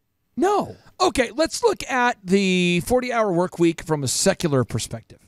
Elon Musk, who is the guy behind PayPal, the man behind Tesla, the guy behind SpaceX. He once wrote, and I'm quoting, Elon Musk once wrote, he said, "Work like hell. I mean, you just have to put in 80 to 100 hours per week. This improves the odds of success. If other people are putting in 40-hour work weeks and you're putting in 100-hour work weeks, then if you're doing the same thing, you know that you will achieve in 4 months what it takes them to achieve in a year." My friend, the point is the 40-hour work week will enslave you to poverty. I can't think of examples. I've read autobiographies about Conrad Hilton. I read the biographies of Russell Simmons, Dale Carnegie, Phil Knight, Larry Bird, the basketball player, the founder of Starbucks. I can go on and on and on. The In-N-Out story, the Quick Trip story, the Southwest story. None of those people worked 40 hours a week. If you want to be poor, work 40 hours a week. But if you want to succeed, you have to believe in and act upon the sixth day principle. You just have to work 6 days. You cannot get ahead if you're working 40 hours a week. It's not possible. If you're out there and you're a Christian and you want a Bible verse you can print out and put on your mirror and put on Facebook and wherever you're going to see it, Exodus 16:5 reads, "On the sixth day they are to prepare what they bring in, and that is to be twice as much as they gather on the other days." Or read the book of Genesis. God created the earth in how many days? 6 days, and he rested on the seventh. So if you're out there today and you are of the Judeo-Christian faith, stop working 40 hours a week. Go to work for free on your off day. Whatever you have to do, just work 6 days a week, because when you sow the seeds 6 days per week, you're going to gather a harvest twice as much on the sixth day. But you cannot get ahead working 40 hours per week. And if you're out there and you say, "I don't believe in the Bible," then just fire up the Elon Musk quote or read about the life in history and the times of John D. Rockefeller or Andrew Carnegie or Russell Simmons or Michael Jordan or anybody. None of these people worked 40 hours a week. This idea that you're going to achieve success while working 40 hours a week is absolutely a shamockery. It is wrong. It is backwards. It's not possible. And this podcast, I hope that it has touched your soul in a profound way, because the idea that the word work and worship mean the same thing, wow. The idea that the Hebrew language doesn't have a word for the word fair, wow. The idea that the Hebrew language doesn't even acknowledge the word retirement because they think the word is obscene, that deserves a wow. What does it mean to be obscene? Well, obscene means to be offensive or disgusting, to be absent of morality. That's what obscene means. And in the Hebrew language, the concept of retirement is obscene. And I agree. Stop trying to work 40 hours a week so that you can eventually work 0 hours per week. My friend, you have to work 6 days a week if you want to become successful. So I would ask you this. How many hours a week are you working right now? How many days a week are you working right now? Because if you are not working 6 days a week, you cannot get ahead. And now, without any further ado, we'd like to end each and every show with a boom. And so here we go. 3, 2, 1, boom! JT, do you know what time it is? 4:10. It's Tebow time in Tulsa, Jerusalem, baby. Tim Tebow is coming to Tulsa, Oklahoma. Whoa. During the month of Christmas, December 5th and 6th, 2024, Tim Tebow is coming to Tulsa, Oklahoma in the 2-day interactive Thrive Time Show Business Growth Workshop. Yes, folks, put it in your calendar. This December, the month of Christmas, December 5th and 6th, Tim Tebow is coming to Tulsa, Oklahoma in the Thrive Time Show 2-day interactive business growth workshop. Whoa. We've been doing business conferences here since 2005. I've been hosting business conferences since 2005. What year were you born? 1995. Dude, I've been hosting business conferences since you were 10 years old. And a lot of people, have followed Tim Tebow's football career on the field. and off the field. And off the field, the guy's been just as successful as he has been on the field. Now, the big question is, JT, how does he do it? Well, they're going to have to come and find out because I don't know. Well, I'm just saying, Tim Tebow is going to teach us how he organizes his day, how he organizes his life, how he's proactive with his faith, his family, his finances. He's going to walk us through his mindset that he brings into the gym, into business. It is going to be a blasty blast in Tulsa, Jerusalem. Folks, I'm telling you, if you want to learn branding, you want to learn marketing, you want to learn search engine optimization, you want to learn social media marketing, that's what we teach at the Thrive Time Show 2-day interactive workshop. If you want to learn accounting, you want to learn sales systems, you want to learn how to build a linear workflow, you want to learn how to franchise your business, that is what we teach at the 2-day interactive Thrive Time Show business workshop. You know, over the years, we've had the opportunity to feature Michael Levine, the PR consultant of choice for Nike, for Prince, for Michael Jackson. We've had the top PR consultant in the history of the planet has spoken at the Thrive Time Show workshops. We've had Jill Donovan, the founder of RusticCuff.com, a company that creates apparel worn by celebrities all throughout the world. Jill Donovan, the founder of RusticCuff.com, has spoken at the 2-day interactive Thrive Time Show business workshops. We have had the man who's responsible for turning around Harley Davidson, a man by the name of Ken Schmidt.